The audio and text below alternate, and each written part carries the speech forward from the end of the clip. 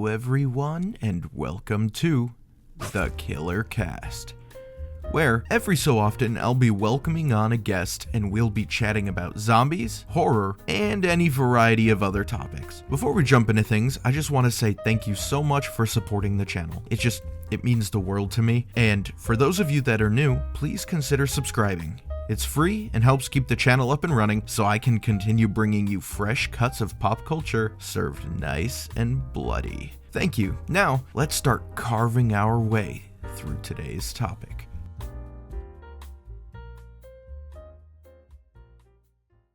Hey guys, today I'm here with my friends Accomplice, CATCROSSED, and Journey, and today we're going to be talking Call of Duty Zombies hot takes. Gentlemen, thank you for taking the time to come on. Hello, community.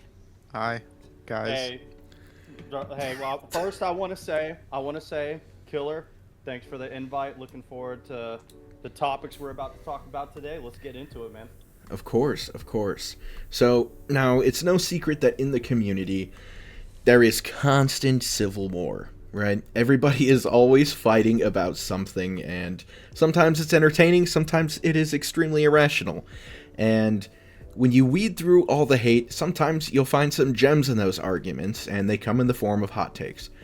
So, for you three gentlemen, I have organized a list of 25 questions or talking points just to kind of break down your specific hot takes so that other members of the community can kind of get some perspective, and kind of just like see outside, expand their horizons a little bit. So just to get into it, and in any particular order, whichever one of you guys feels most passionate about the question, you could go ahead and respond to it. So we're going to start with question number 1. Which zombies map do people pretend to love because it's iconic, but it's just actually just super miserable to play? Oh man, I want to save mine for last. You two go first. I'm gonna save mine It's for just last. such a hard question. Like, that's something I actually do have to think about still. And I think, mine. honestly, as much as I love the game, a majority of Black Ops 3 maps are like that. As much as I love Shadows of Evil, that is such a miserable fucking map to set up on. So much. Dude, And that's one of my favorite maps on there. Interesting. So when you mean it's like kind of like overrated as far as like the community is concerned, or it's miserable to play, it's still one of your favorites, and you're just saying it is overhyped, or it is actually miserable to play in general? For me, it's not that it's really overhyped. It's just it can be very miserable as far as setup goes. But Okay. again, I'm kind of just drawing a blank on here anyway. It's a lot to think about. But that's one, like, because there was a time whenever I didn't have any DLC or anything like that, and Killer and I would play just Shadows, and he and I would. I mean, I would enjoy it, but he would definitely he would get pretty pissed off with it. Yeah, I think he feels that way really... about those maps. It's true, dude. But I made a whole fucking 20+ minute long video about my opinions on Black Ops 3, so I don't gotta dive into my opinions on it. Can I amend unpopular that? opinion? I mean, I think mine would, if I had to like really choose, fucking Transit, dude. And that's not even a hot take anymore. Like, just Transit is the one map that I feel like Dude, that's so everybody true. just pretends to love it, but it's such a fucking miserable slog to get through most of it. I agree with that, honestly. I mean, it's not mine, but I 100% agree with that. I don't know what you think, Kat, but I 100% agree with that. I think the best way for both of those maps, for Shadows and Transit, I think Shadows is okay now. I think the problem was pre-patch, like when it first came out, like 10 years ago, and you could only hold one item at a time, and some horrible 8-year-old on the internet could just like hold one of the worms and never put it down. That was abysmal. I think Transit is okay. I think the problem is when you die and you have to go get your perks back. I just quit the game because it's not fun anymore. I literally just quit. Interesting. Okay. Solid. Yeah, I like it. So I like my actual pick, I think, would be pre-patch Shadows of Evil for sure. Okay, that's a very Wow, fair that's choice. two. I had so Okay. many friends who never had any other maps. Like if you had the giant, it was okay because you could just go play the giant. But like if you didn't and you played Shadows of Evil 19 times a day, as a 10-year-old with no life does, it really sucks. That was Okay. my life with Black It's- Ops 2. It's okay That's now. why I also don't hold Black Ops 2 in the same regard as most people, because I only had transit and those survival maps. Wow. All right. I'm. That's interesting. Well, first of all, I just want to say, Killer, I have not watched your video on Black Ops 3, so that makes me instantly want to go watch that. But I want to say this before I get into this. Okay. So I love the hell out of Shadows of Evil. Okay. And I might be the exception to the rule here, but I played Shadows of Evil way more than I played the Giant whenever Black Ops 3 came out. No, have a I do lot more- too. Like I still do. Right. So that came out whenever I was a senior in high school, or no, I was a junior. Sorry, I was a junior in high school. So I had already been playing maps like Origins and Mob of the Dead. The more complicated maps. So I honestly, the setup and stuff like that really wasn't a big issue to me. I thought honestly it was easier than Origins. I actually thought it was kind of a step down in setup in that regard, personally. But for me, okay, again, love Black Ops 3, but my map that I see people overhype, now I don't know how many there is, but I see it enough to say this, is Gorod Krovi. I don't get me wrong. I absolutely love the atmosphere of Gorod Krovi. I love the dragons and all that. But as far as a map that I want to hop onto and play, like objectively, it's not D tier, but for me, it's a D tier map to play. I actually kind of agree with that. I absolutely hate getting the Groff modules and all that stuff. And I feel like it's like watching a movie like Avatar, right? You go watch Avatar because it's a really cool visual spectacle, but the story and the substance isn't really there as much for me. And you play it like 1, 2, 3, 4 times, and it's like amazing. And then after that kind of wears off, you're like, nah. I think Zetsubou, as much as people don't like that map, I mean, it's starting to get a little more love now. I would rather play Zetsubou a million times over Garad. That's or my even hot Revelation. take. I actually love Zetsubou. That's one of my favorite maps on Black Ops 3. Oh yeah, 100%. But as far as that question's concerned, though, Gorod Krovi for me is 100% the most overhyped map. That's as far as playing is concerned. I Interesting. kind of want to change my answer a little bit too, if that's fine, because you mentioned Origins. Well, 1st of all, I love Gorod Krovi, but Oh no! that's Don't just say because- Origins. Don't say it. It is Origins. I didn't No! even think Don't about say it. that. Whenever Killer asked the question, I was sitting here thinking about it. I didn't even think about Origins, because Origins was a map that I watched people play for so long, and I wanted to play it. But again, I lived out in the boonies. I didn't have internet for the longest time, so I didn't have those maps. And when I finally got it, I'm not gonna say I was disappointed by it, but I definitely don't visit it as much as I visit the other maps, in Zombies Chronicles or Black Ops 2. I think that I do play Black Ops 2 Origins more than I do Zombie Chronicles Origins, because I do like it better on Black Ops 2, but it is not my favorite Black Ops 2 map, and the setup can be very stressful, but I do think it kind of works in its favor too, but at the same time, it's not a map that I really long to play all the time either. So yeah, and we're talking about hot takes here. I don't think that transit is really a hot take unless you're on that side of the community where everybody does pretend to enjoy it. Fuck you. I like transit. I hate it. I'm with your Accomplice there. I hate that shit. Although I Gotta do take the want to piss just out let me just take a little second to say I think it's funny before you changed your opinion that everybody's example came from Black Ops 3. So I just think that's a little funny. Right. Well, That's I will fair. say It's fair. It is fair. It is fair. But I will say that Black Ops 3. I don't care what anybody says. This is my opinion. Black Ops 3 overall as a zombies game is the best one to me, all time. When you just talk about content, pure content, how many maps there is, how quality they are, and that's why I said Gorod Krovi.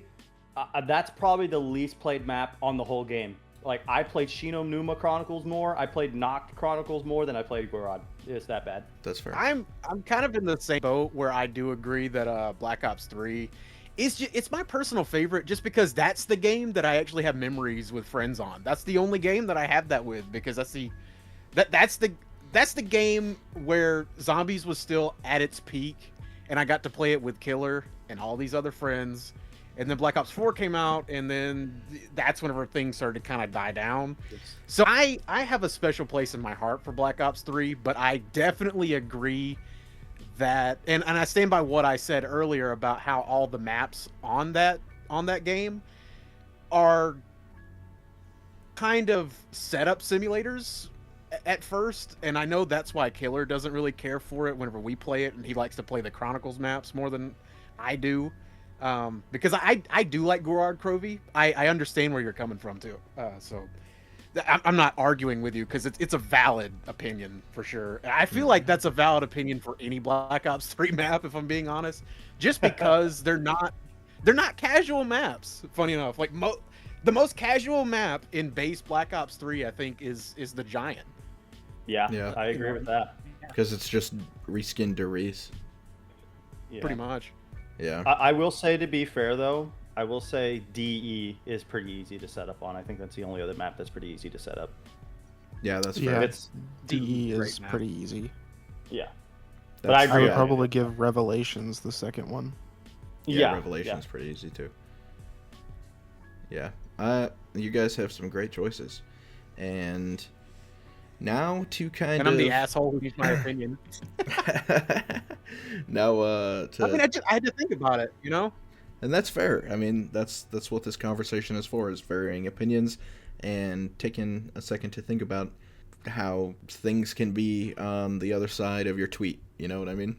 Well, it's like I said, I feel like hating on transit at this point is like low-hanging fruit, like, because I didn't really want that to be my opinion on that one, but I mean, like, I think most people feel that way. But I like I said, I think mine would have to be Origins, and it's not because I hate Origins. I don't really hate any of the maps, if I'm being honest. I just find different levels of enjoyment out of different maps. Yeah, definitely. Okay, now to take it to another question to spice things up a little bit. Right now in Zombies, what perk is, in your opinion, the most overrated perk, and why do you think that people keep buying it? Right now, Yeah. all of them are pretty broken. I'm not talking broken, I'm talking overrated. Like, in your opinion, what perk is just like, everyone's like, yeah, dude, I love this perk, and you're like, why? That's It's kind of actually, hard like, a for me really because, like, difficult I'm just gonna question. get into the territory of listing the shitty ones that I just avoid, unless I get a random perk. Because I'm like, who the fuck is using perception? Who cares about death perception? Right. So, well, do you guys have an answer? Because I definitely got an answer to this. If you don't, I mean, I would say, like, in earlier games it would be Deadshot Daiquiri, but again, in earlier games people are gonna be like, well, that fucking perk sucks anyway. It's great now, I think but it hands sucks. down, In the earlier old one zombies. is PhD Yeah. flopper. I was for, gonna like, say, because classic. I agree, because the question was what is always equipped but it's overrated. So I definitely agree with you there, Kat. I definitely 100% agree with you. The games there. I don't know what you think. I agree with you on that one too. The only reason why I still use PhD is just like if I have the ray gun or if I know that I'm going to be using a lot of explosives. Exactly. I agree. But what about the new games, Kat? Do you have an opinion on the new games? It's just kind of like, it's kind of hard to pick, because I do agree. The perks are a lot more, I guess, generalized and a lot more balanced across the board, I feel like, in the newer games. I feel like they all kind of have their own uses. But yeah. But I will say, since we're kind of in a pause here, I will say for the old games, I agree, PhD is definitely the most overrated, especially with the ray gun of that time and Mustang Gonzalez. You only lasted till like round 30. And I would say for the newer games, For me, it's definitely stamina. I think stamina is, a lot of people say it's a must-have. I think with PhD slider, you do not need that perk at all, and you can do just fine. That's my opinion. I Interesting. can agree with that too, just because your movement overall is so much better in the new games. I don't really see any need for it. Exactly. I 100% agree. If you have PhD slider, I really don't think that you need stamina that much at all because of how much quicker you become with PhD. Even with it nerfed in Black Ops 7, it's still really good. So but that's just me. I cannot agree with that. I'm sorry. Oh, really? Those like, okay, you remember when we played the other day on like round 51? Yeah. Yeah. Playing I the had Project stamina up Res. and I could not do anything. That was with stamina up. Crazy. I think it's an essential perk. Even I do agree that like, yeah, you do have a lot better movement, but no, you totally still need stamina up. I don't have a different answer though, because I think I don't know any perks in that game that are overrated because they're all like genuinely useful except for death perception. Yeah, I don't know. I just feel like maybe I'm just a tryhard. I'm definitely not probably like the average or below average player. Are you calling me bad? Hey, no, I'm definitely not calling you bad. I'm not calling you bad. He's not calling you bad, but it is a skill issue. But I do want to say, so I was playing the other day with one of my buddies, and I went all the way to round 100 training, and I didn't have.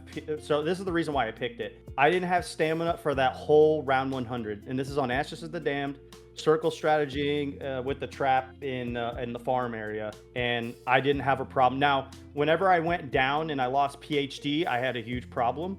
But as long as I had PhD, I didn't have any problem getting around the zombies, especially with the mantling system you have with the new games, the wall jumps now with BO7. Like, I saved myself so much with wall jumps. I don't know if you guys take advantage of that. Yep. Oh, yeah. I save myself with wall jumps all the time. So definitely, I mean, like I said, I mean, it's definitely a personal preference thing. Like, if you need that, faster movement speed, it's just a preference. Hey, I get it. But just for me personally, I could not have stamina in the game at all. I feel like I'd do just fine. Especially if you're doing camping strategies, which you actually do a lot in BO7. So Solid choices, boys. Just to chime in on this one because I love this question. For me, I think it would be Deadshot Daiquiri because you are self-equipped like well enough that you can really build your weapon to handle headshots without Deadshot. And like, well, but yes, Deadshot it makes it so much better. Well, it does help. If I go down and I have enough money to grab 4 or 5 perks, Deadshot's not on there. I agree. I 100%. It's agree on with there for me. It's like number 2 right after Vulture Aid. Interesting. Now, I agree with you though, Killer. And now I will say this probably changes depending on which platform you're playing.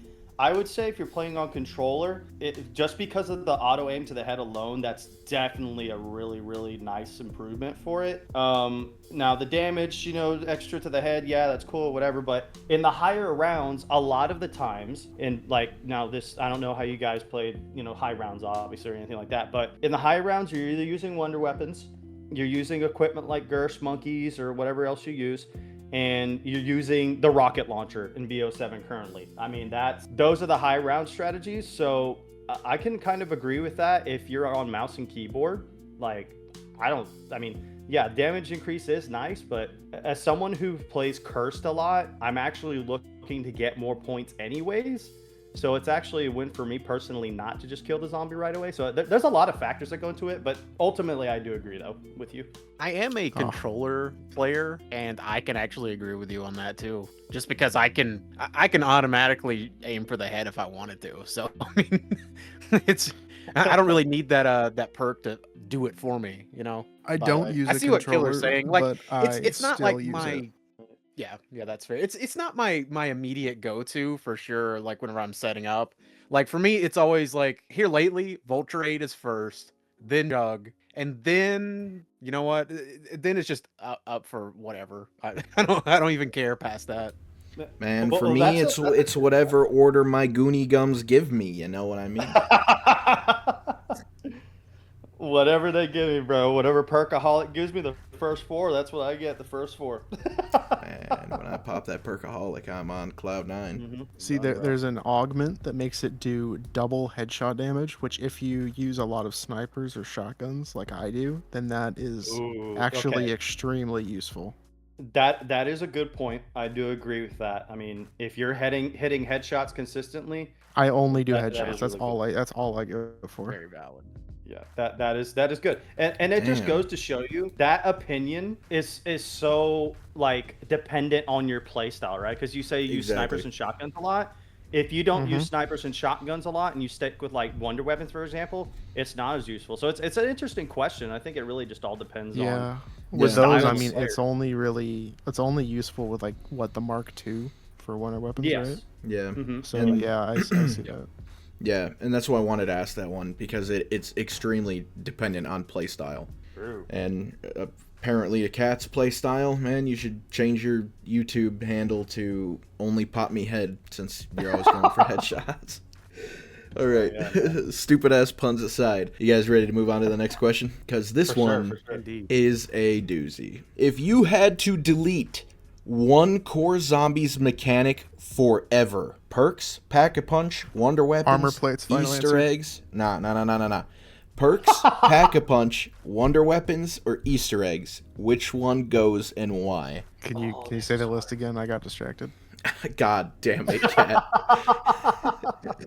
All right, one more time for the deaf boys in the back. If you had to delete one core zombies mechanic forever, that be perks, pack-a-punch, wonder weapons, or Easter eggs, which one goes and why? That's tough. That is tough. You know, I feel like that's another question that depends on what era of zombies that you're playing. Yes, too. I was just about to say that, man. Going forward, That's really tough. in the next game, one of these will not be there and they'll never come back again. Perks, Well, pack-a-punch, the wonder Easter eggs weapons, or already Easter suck eggs. anyway, so I'm gonna say go with the Easter. If I'm being 100% honest, I would say, you know what? Going forward, I don't really fucking care all that much about the lore. Like we could do without. I could do without I- Easter eggs. I was gonna say, yeah. I don't even do them anymore. I wait till directed mode comes out. Oh, that's That's actually interesting. I've never met somebody who actually does it. No. I mean, that's cool. Like, I mean, from what I've seen, at least from what Treyarch's saying, that it actually helps a lot of people complete it, so it's good.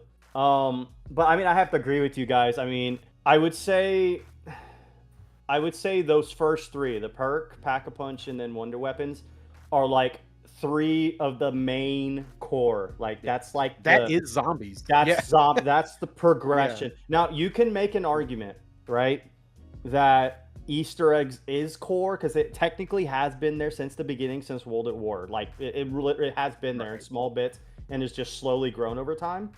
But see, it's hard because if the question was like, because I know you said just going forward, I would definitely choose Easter eggs just going forward. But if it was like whenever zombies first started, that would be tough because I feel like the reason zombies is so big now is because of the story in the Easter eggs. I feel like if that intrigue was not there story-wise, zombies would not be where it's at now. So, Right, because the But biggest days it- for zombies is the launch of the new map when everyone's doing the egg hunt. So without that egg hunt, nobody's going to give a fuck.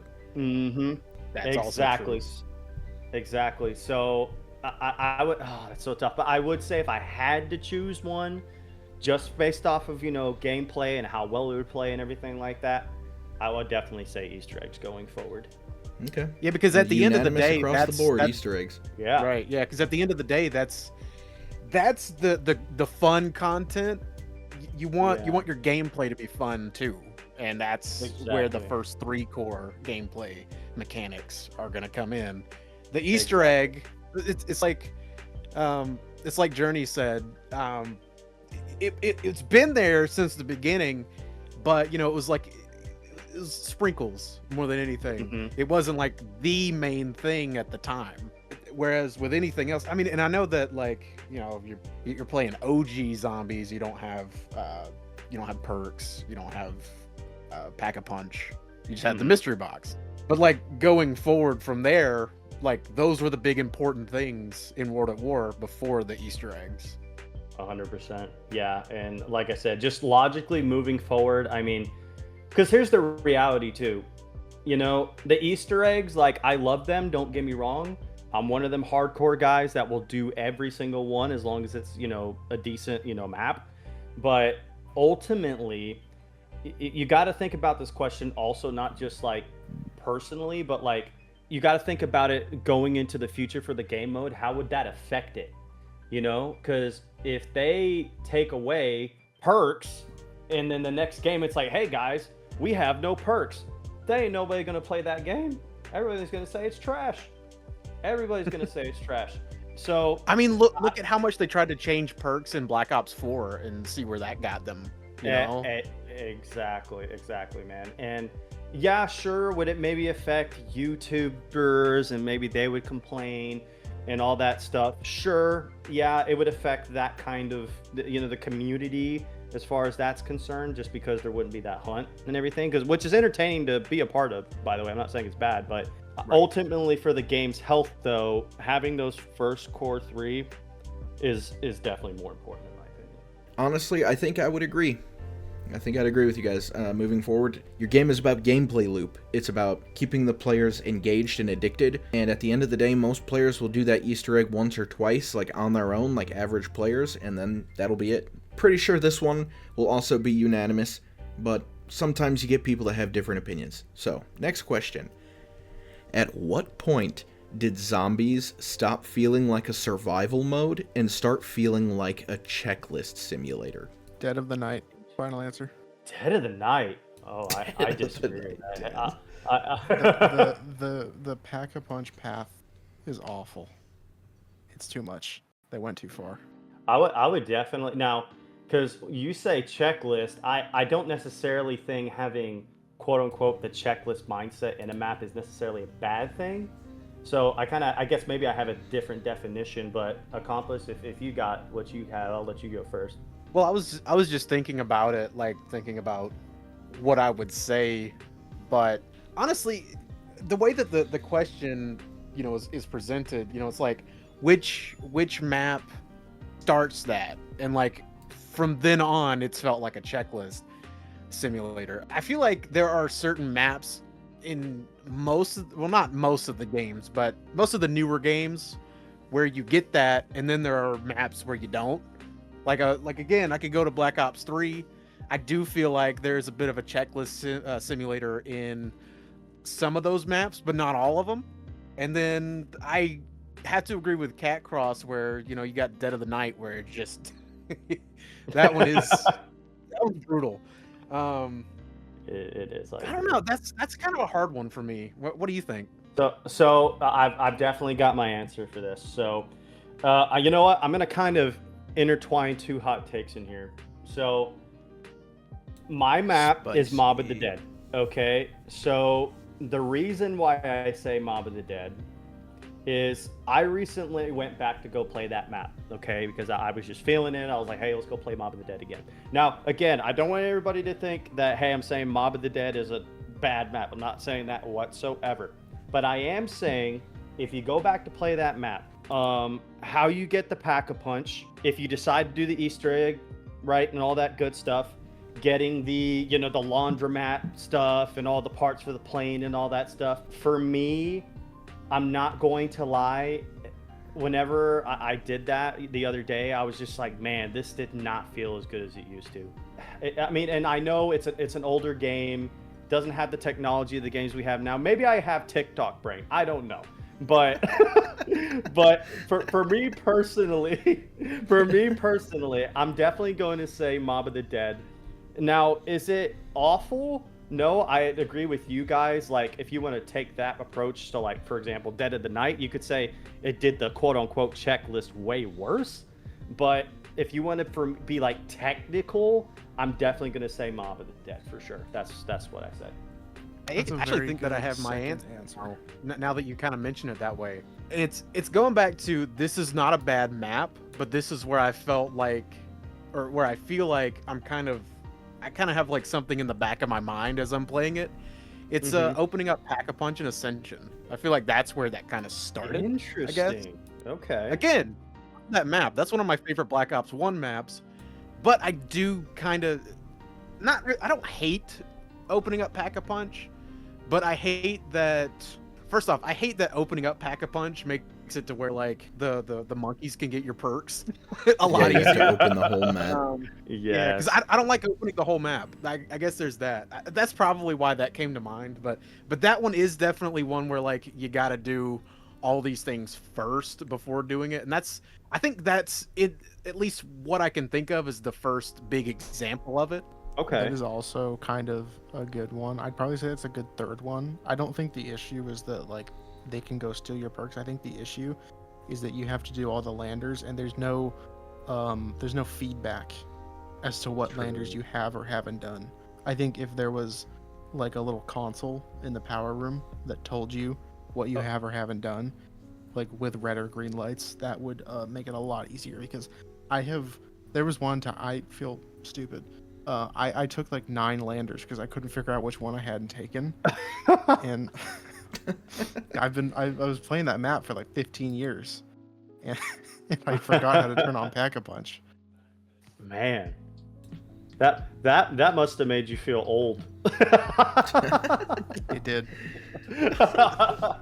I can honestly agree with that though, and to be honest with you, so my mindset with the Mob of the Dead approach was, I would say technically, right, if you want to get really, really, really technical, you want to talk about a checkoff list, I want to say Doris technically, as far as what you had to do, is the first checklist map as far as how you get Pack-a-Punch, right? You got to go and turn on the 3 teleporters, right? But I kind of take a different approach to it because that's an actual like gameplay action you take. And the reason I say Mob of the Dead is because it's more about collecting things like items. Like Do a you shopping understand list? what I'm saying? Yeah. Exactly. So that's the reason why I picked Mob of the Dead specifically, not just because it's not necessarily the first map that had parts, but it was the first map that used its parts very integrated into the map, and it's so integral to have those parts to be able to progress it. So that's the reason why I chose Mob of the Dead. Well, I guess you could also go back to the low-hanging fruit on that one too. Old Transit. But Oh boy, you gotta love that. But I mean, it's a good question though, man. It really is, because you depending on what you consider the list, right? I mean, you could go back to Doris and technically say it's the first map that became a checklist, but I guess the big question is, what do you consider, or what is on your shopping list, so to speak, right? What would be on that list? What do you consider qualifiers to be on that list, I guess? Alrighty, question number 5. Which beloved Easter egg is actually poorly designed once you remove nostalgia from the equation? Oh boy. Do you guys have one already? Because I've got one. I've definitely got one. I do not. if I'm being honest, I don't really have an opinion on this one.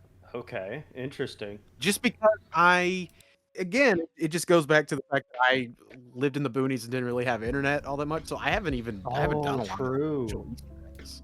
Yeah. True. Okay, interesting. What about you, Kat? Do you have one? I might, but I have to think about it real quick. So go ahead. Okay. All right. So, again, I know there's a lot of lovers for this map out here. Don't get me wrong. I love the map. It's one of my top maps just because of where it's located, the story implications, and how it kind of it was a peak of its own at the time. But I'm going to say just Moon has a bad design Easter egg. I'm just going to say it. Moon has a very badly designed Easter egg because there is so much RNG in it, like a ridiculous amount of RNG. And so I'm just going to have to say that because, I mean, it's really nostalgic, right? You remember the rockets launching towards Earth. You remember getting Samantha out of the pyramid for the first time. And you're like, oh my God, this is so crazy. And then you swap bodies with Rick Toffin and Sam. And it's like, that's so cool. But like, again, this is one of these maps that I revisited recently. And whenever I did the Easter egg, I was so miserable for like the first 2 hours because all I was doing was hitting the box. All I did was hit the box, and then you have to wait for the I forget the little fucking blades that go into the map, but you have to wait for the right one to come to the right tunnel so you can start the Easter egg. and it's Decompression just- of Tunnel 6. Yes, exactly. Yeah, there you go. That's Yep. what it is. Yeah, this is one that I actually have done, and yeah, I 100% agree with that. Just It's a because it's like fucking you said, the RNG of it. Yeah, Mm. it's a nightmare, man. Yes, when you put them rose tinted glasses on, boy, you're like, damn, that was fucking sick. But just as far Well, the as highs like, are highs and the lows are fucking lows, straight oh up. yes, for sure, 100%. So if I were to choose one, man, it would.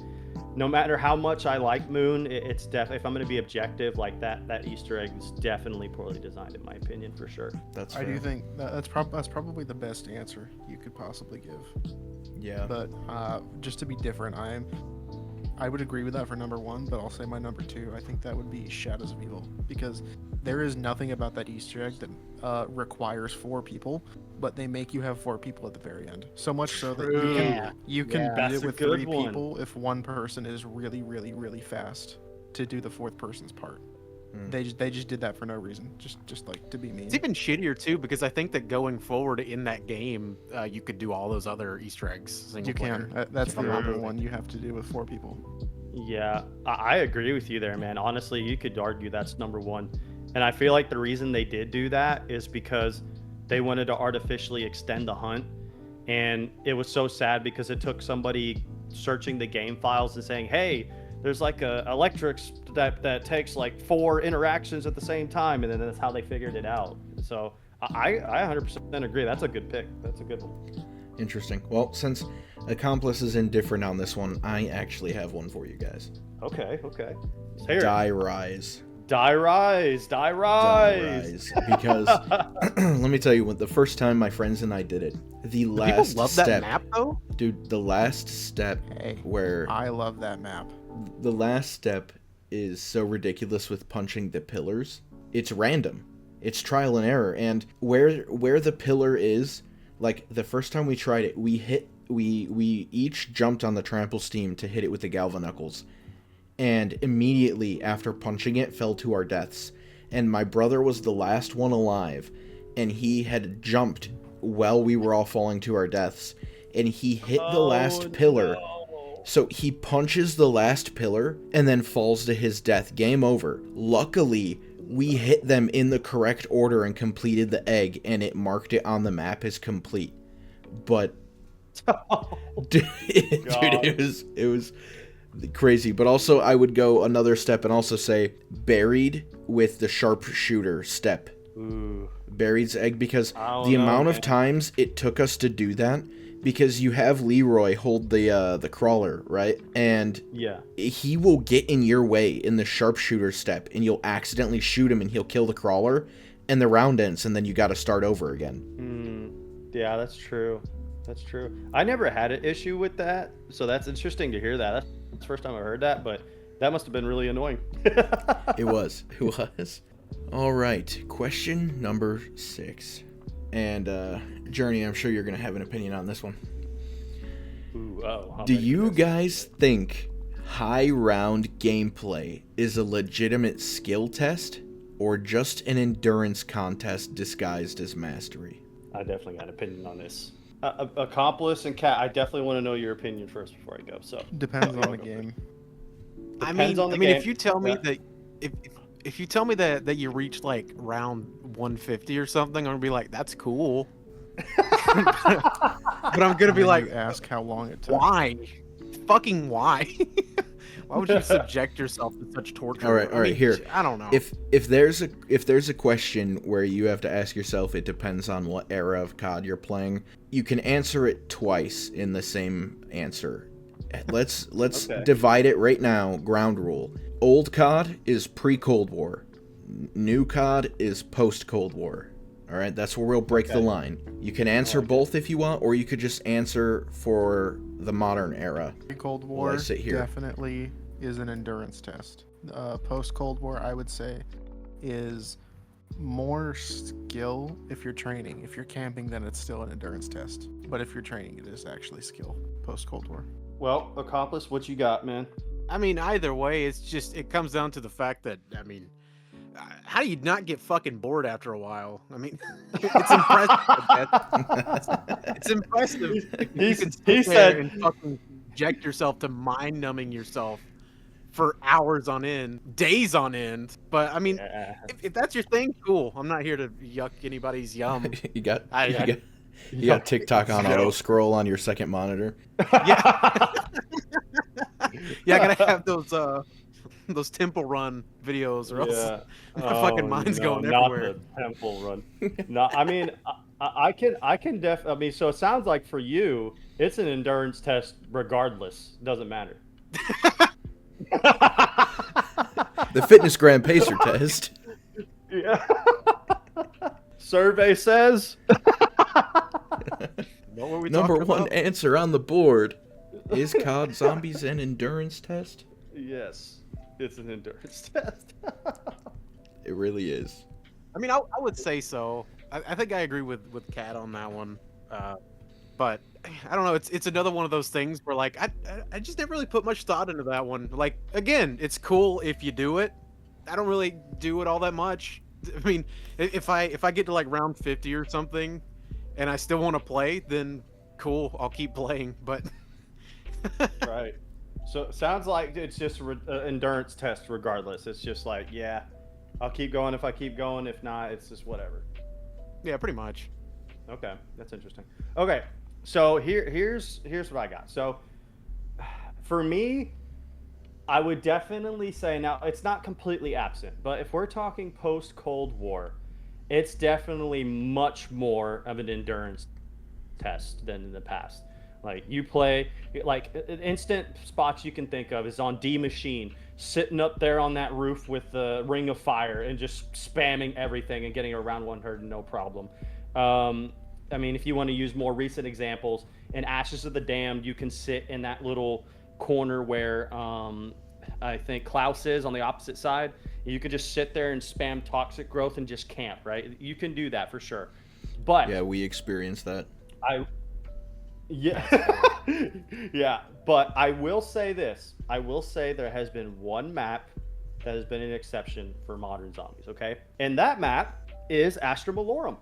And here's the reason why. Well, number one, there is no good camping spots on the map. There was 0 good camping spots on that map. 0. From what I've played anyways, I've went to round 100 a couple times, and I've had to do training strategies every single time. Now, to kind of put a caveat in there, all I play is cursed, so I don't have access to the rocket launcher. So you could make the argument, if you just get the rocket launcher and just spam it in a corner, you could just do that. But for me personally, all I play is cursed. So for me, that map, because of the special enemy and everything like that, being able to chase you around and not making it pretty much impossible to stay in one spot, I would say that one map is the exception. But if we're talking before Cold War, oh yeah, that is definitely skill at that point. It's a lot harder to survive in older zombies objectively than in newer zombies. You have so many more power-ups at your disposal in newer zombies. The perks are way more overpowered than they used to be in the past. You have field upgrades. You've got all sorts of stuff at your disposal. Kill streaks, self-revives that you can buy over and over again, and then you have quick revive that gives you more self-revives over and over again. So I would definitely say, for the most part, modern zombies is more of an endurance test if you're gonna go that long of a game. But Astra's the exception. But everything before that, it's definitely more skill in that case, I would say.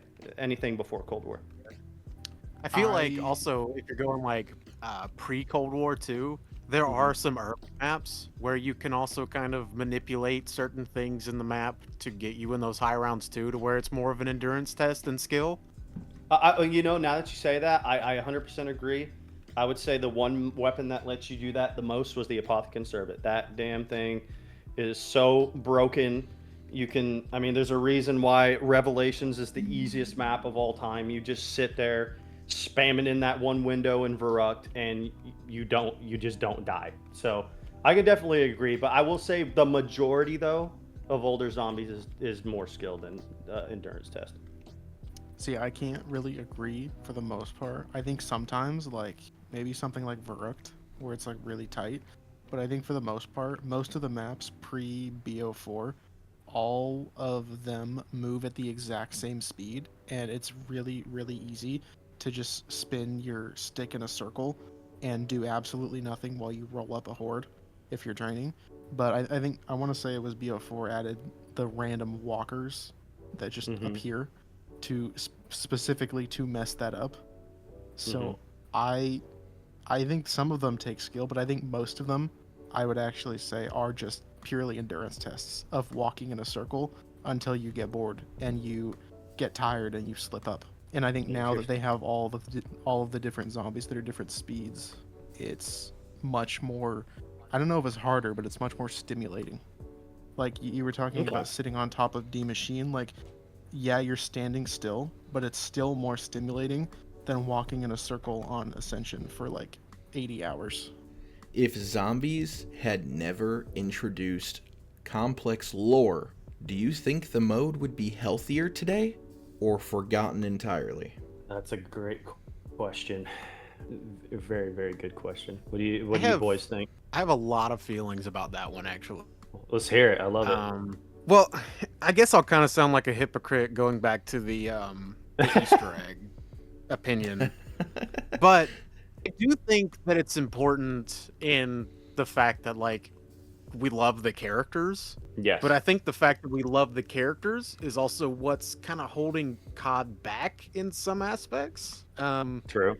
Like them bringing back, the original crew in a different form, of course, for Black Ops 7. Because, like, the thing that I love about zombies, back whenever it was in its prime, is that even though I'm not personally a big Black Ops 2 guy, as I've said before, I love Black Ops 2, is that it's such an ambitious game. They're trying to do so much new stuff with Black Ops 2, but at the same time, I think that's why Black Ops 2 is brilliant too. I don't feel like the newer games are really trying to do that because there's a safe area that they're in, because I think that's what fan expectation is. Okay, that's interesting.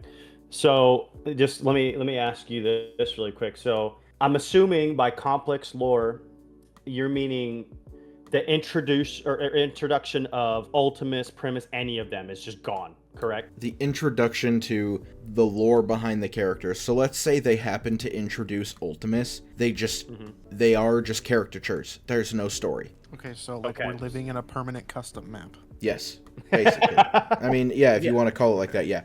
Do you think, though, because of how many casuals there are that are not here for the story, and with how many people just attack Treyarch because of how poor the story is or isn't, basically, do you think that if there had never been complex lore, do you think the mode itself would be healthier today and be in a better position in people's minds than it currently is? Or do you think they would have just scrapped zombies a long time ago? I think it would be healthier today, but I don't think it would have been as healthy 10 years ago. Yeah, I was gonna say. Because they don't have 10 years ago to compare it to now.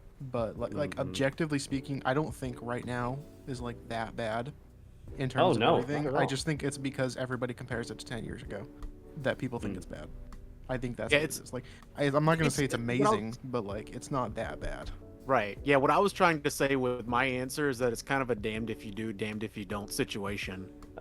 Yeah, well, so for me personally, if we're basically going to go like, okay, no lore, no nothing, you're just getting plopped in different maps and you're just going in there for the gameplay, I definitely agree with Kat. I'm going to say in the beginning, it's definitely going to hurt because that story is what propelled the interest in the beginning for sure, because it had never been done before. Nothing like that, story-wise, had been implemented in a game mode like that ever. Like, I remember sitting on...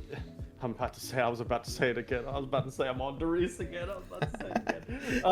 I'm on Darius. Anyways, I'm on Darius. Anyways, so I remember playing that map and being so invested in like listening to the radios and the characters, and it wasn't really getting that complex at that point. It was just kind of little hints here and there, but it got you thinking, like, oh, I wonder this, I wonder that, etc., etc.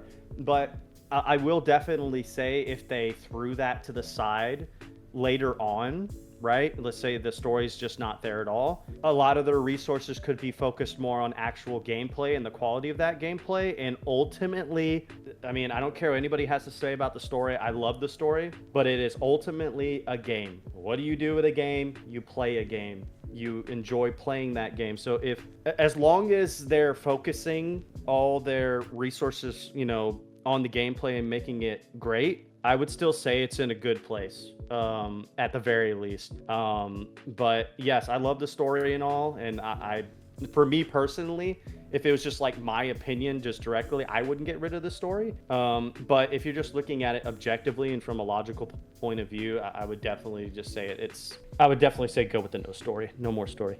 I think that tracks because, like, post 2019 Modern Warfare, all anybody cares about anymore is gameplay. Exactly.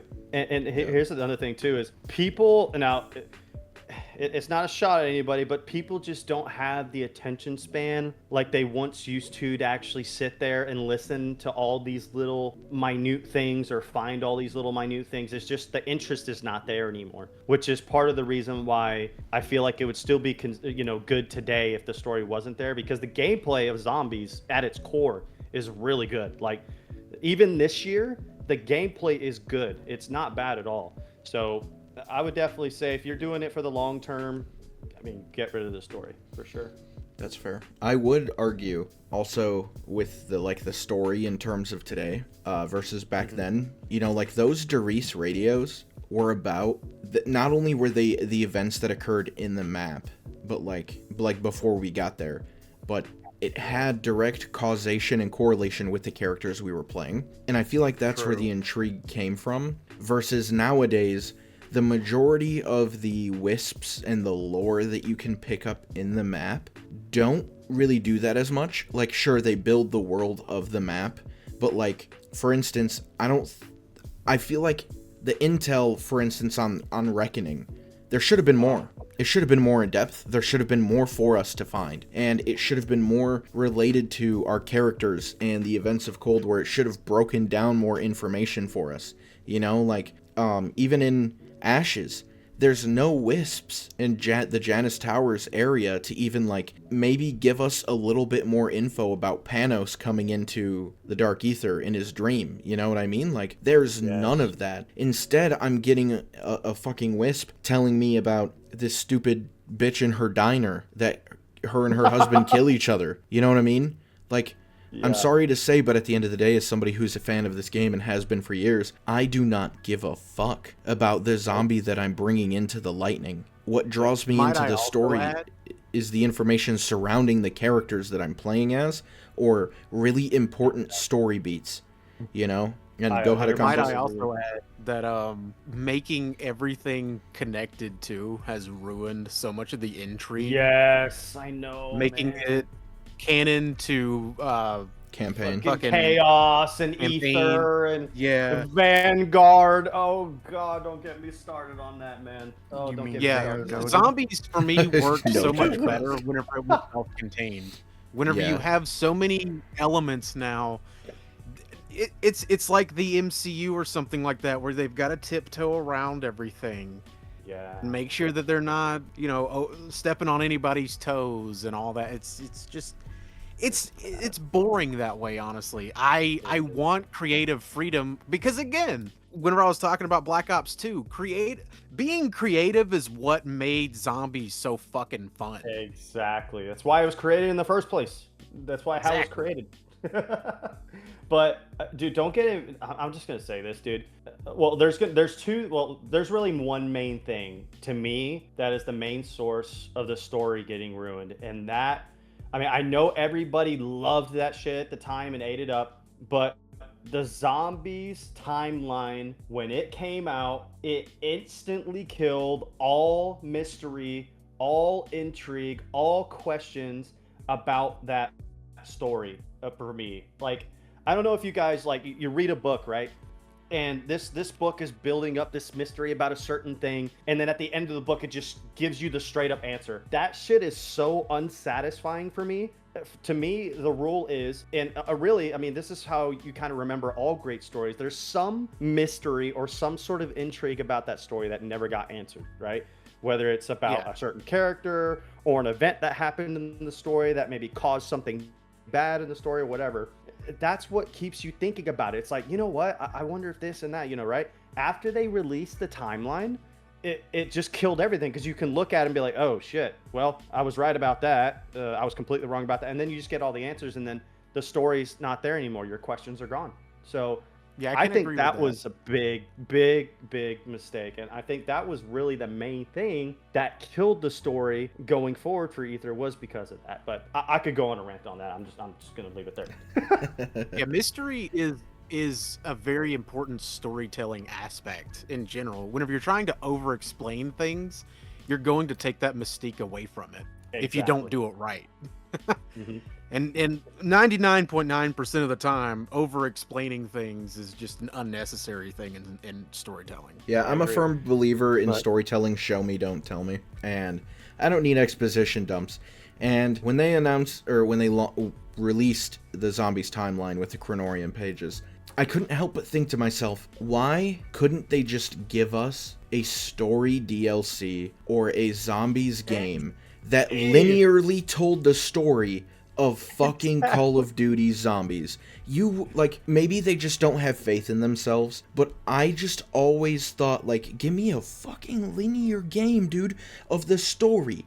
Like, you don't have to, It exists. like, It's called shut the Nightmares. fuck up about that. Do not talk to me about nightmares. I knew you were gonna say that shit, and the answer is no. What's up, streamers and gene creamers? It's your boy, Flappy Jensen, coming at you to ask you a question. Did you know that you can follow the killer on Instagram and Twitter? That's right, bucko. Get behind the scenes peeks at future projects, art, and interact with the killer on a way never thought possible. And what's that? You've already subbed, so that should be enough?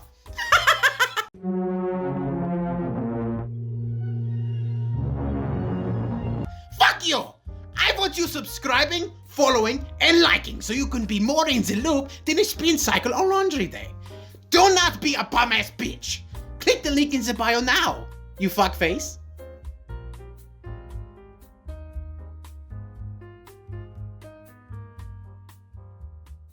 I don't know if y'all remember back in the day with all these rumors about them making a zombies only game. That would have been a perfect opportunity for something like that. Oh, it just Yeah. it blows my mind. They could have been printing money. It would have been a double whammy. It would have been they printed money, Activision's happy, and then the fans are happy. But I don't understand, man. But again, Yeah. I'm just gonna stop. Well, I know there was a rumor mill going around that Black Ops 4 initially was going to be a campaign set in a zombie apocalypse, and that the entire game was going to be zombie themed, but Activision stepped in because of the popularity of Fortnite, and they were like, we need you to divert your resources to Yeah. giving us a battle royale, God, which is Oh, why the so game bad. didn't have a campaign, and instead we got Blackout, which, don't get me wrong, Blackout was fun, but like, I'm as shitty as they are post Modern Warfare 2019, I love a campaign, you know what I mean? I love having a single player experience that puts me in this world so that I can hype myself up to play zombies or play multiplayer or Warzone and like keep going. Like, just to have something to narratively tie me to the game keeps me around longer, and exactly. that would have been amazing, especially if it would have just followed the story of, because like, even though yes, COD Zombies, the story was just a spaghetti mess, right, of like loose lore that they were making up on the fly, but if they just like sat down and they were like, dude, let's do this as it, like, let's rethink the lore, keep all the story beats we've provided already accurate, and make it a level by level linear storyline, like,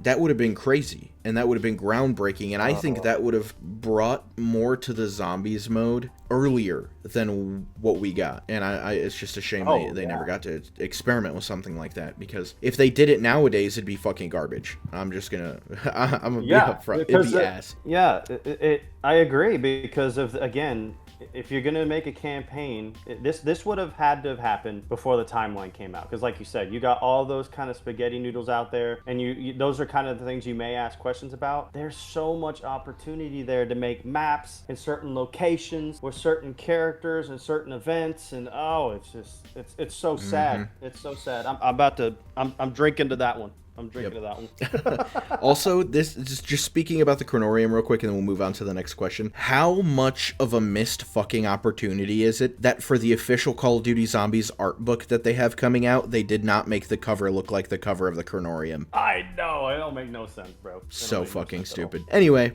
question 9, gentlemen. Which game did the most long-term damage to Zombies' identity, even if people enjoyed it at launch? I'm assuming most people are gonna say 3. Say wait, Yeah, what'd you say? We're not talking about most people. I want to hear your 3 opinions. What do Clambo you guys would think? Probably say 3. Yeah, well, my boy Clambo is not here now, is he?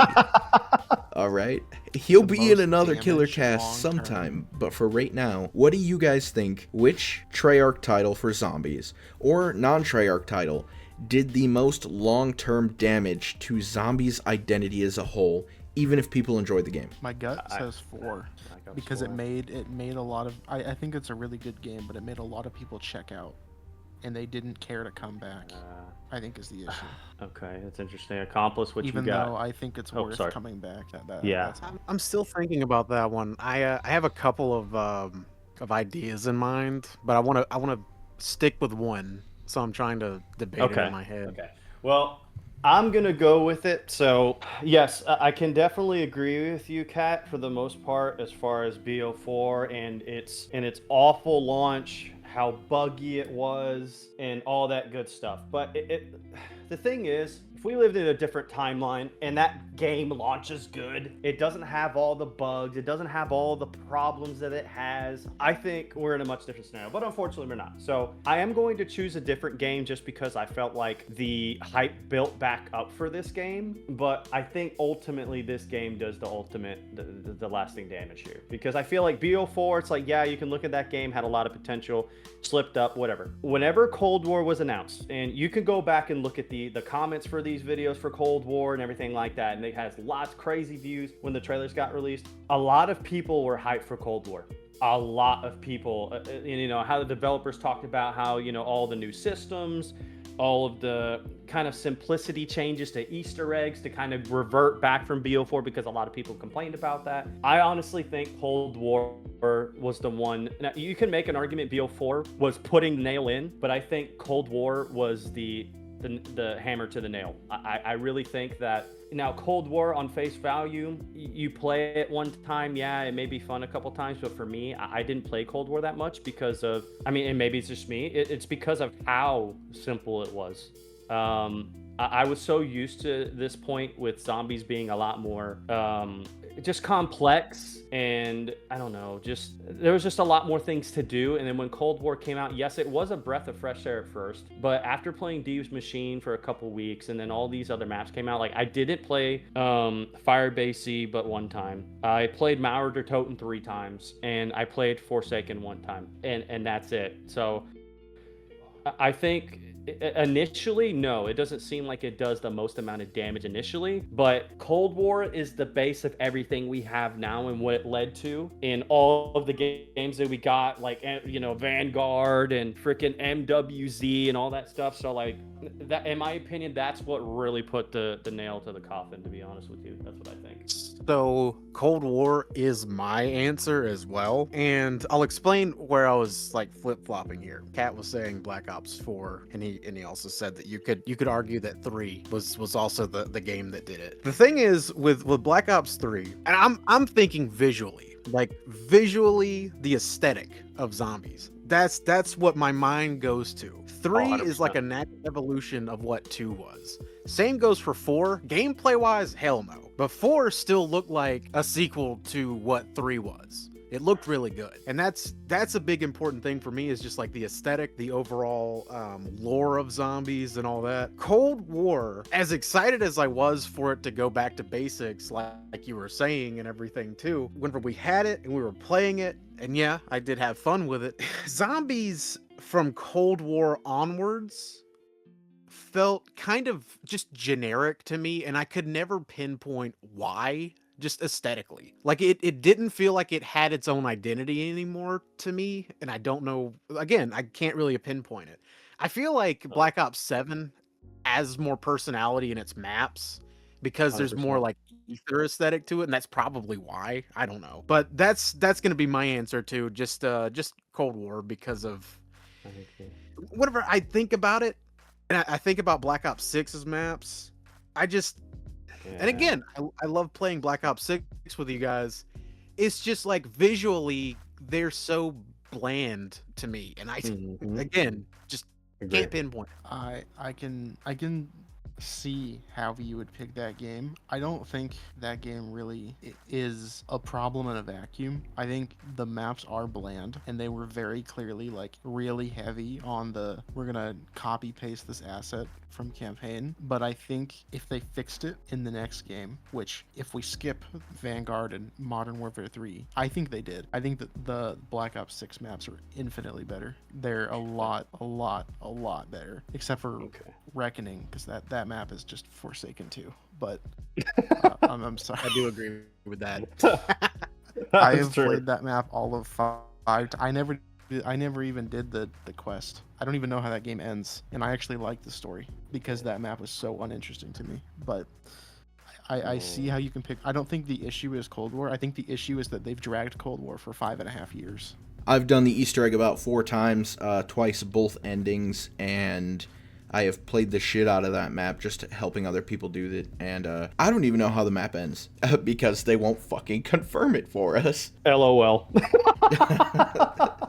It's true though, dude. They haven't confirmed that, have they? Nope. And haven't. Maya got her memories back and hasn't said a damn word about it in Astra. And I guarantee you that Gray got her memories back, and in the next map, we're not going to find out. And I bet you we won't find out until the end of this game, which ending was canon. Yeah, I agree. So here, well, Killer, were you done before I go? on a Yeah, little yeah, tangent so you here? could continue on with what you were going to say. I just wanted to interject with that stupid piece of information, because Reckoning is No, such a it's true, garbage though. map. It's so dumb. Okay, so here's my deal. Yes, that's a good point you make, that it might not necessarily be Cold War itself and its mechanics at first. It's just that they kind of drag along the mechanics, and it's been really homogenous and the same for so long that maybe I just look at it as like, oh, this is why it's bad now. But I will say this. So when I look back, let's take away like Outbreak and NWZ and I mean, even Vanguard, for example. Let's just take all that out. You look at Cold War, you got D Machine, you've got Forsaken, you've got Marauder Toten, and then Firebase Z. In my opinion, the only playable one out of those maps for me. I'm sorry, K3. Hey, it's actually lit though. Anyways, I'm gonna say D Machine for me, for as far as fun factor is concerned, is the only one that I could go back and play if I tried, and I still think I couldn't do it. We look at Black Ops 6. Okay, now this is interesting because we were just coming off of Black Ops 6. Now we're going to Black Ops 7. I think Black Ops 6 is going to be the most poorly aged zombie game ever. And the reason why I say that is because of Black Ops 7. When you look back at Black Ops 6's maps and its mechanics and the way the HUD looks and all that good stuff, right? You got Liberty Falls, which if you're camo grinding, yeah, it's fun, but it's limited to that for me. Once you're done with the camo grind and you're done with all that fun stuff, I'll never touch that map ever again. You got Terminus. That map, I would say in that game, is the best map. And it's because it was the map that took the most amount of effort to, one, try and put some sort of atmosphere in the map and have some sort of unique gameplay mechanics into the mix. Like the Wonder Weapon isn't just a one shot, you could just do whatever you want. It's more of a, okay, this is my assist weapon to help me get more damage, and it makes you switch up your gameplay. You can't just camp. After that, you got Citadel, which I'm going to say this right now. I think Citadel, whenever it came out and people were giving it like S tiers and A tiers and all that, I completely disagree with that. I think Citadel is one of the most mid maps of all time. The only thing that saves that map for me is because of the swords. They're so cool. But other than that, I don't think the atmosphere is that good. I think the castle itself was the biggest missed opportunity. Like, it literally is just a bunch of walls with graffiti everywhere, with the exception of a few places. It's so disappointing. Yeah, it comes back to aesthetic for me on that one because Yes. like I know that it is like a modern military zone, but going into a castle and seeing like couches and shit like really ruined the aesthetic of it for me. Yeah, exactly, man. It's so bad. And then after that, if I'm not mistaken, we get the tomb. And I'll be honest with you, the tomb is not bad. If you're just hopping in to go and play, it's not bad. But again, to me, besides the dark ether area, its aesthetic is not very, very good to me. It's just not. And you got a Shattered Veil. Again, initially it's fun to play, but again, atmosphere is not there. It's just not. And then again, Reckoning, we already said what we all think about Reckoning. Well, I haven't, but it's trash, okay? And the storyline is trash. So just for me, Black Ops 4, I would go back and play any day over Cold War. And I guess that's the reason why I say Cold War's the one that kind of put the nail in the coffin for me, because Black Ops 4 has a lot of quality shit in it. It really, really does. It's just that they screwed up the launch and they messed with some game mechanics and made it, controversial. But if you're picking, I would like to kind of ask the secondary question to you guys. If you were to choose one game to go back to and play, are you going back to play Black Ops 4? Or are you going to play the Cold War? I'm playing Black Ops 4 every single time. That's just me, though.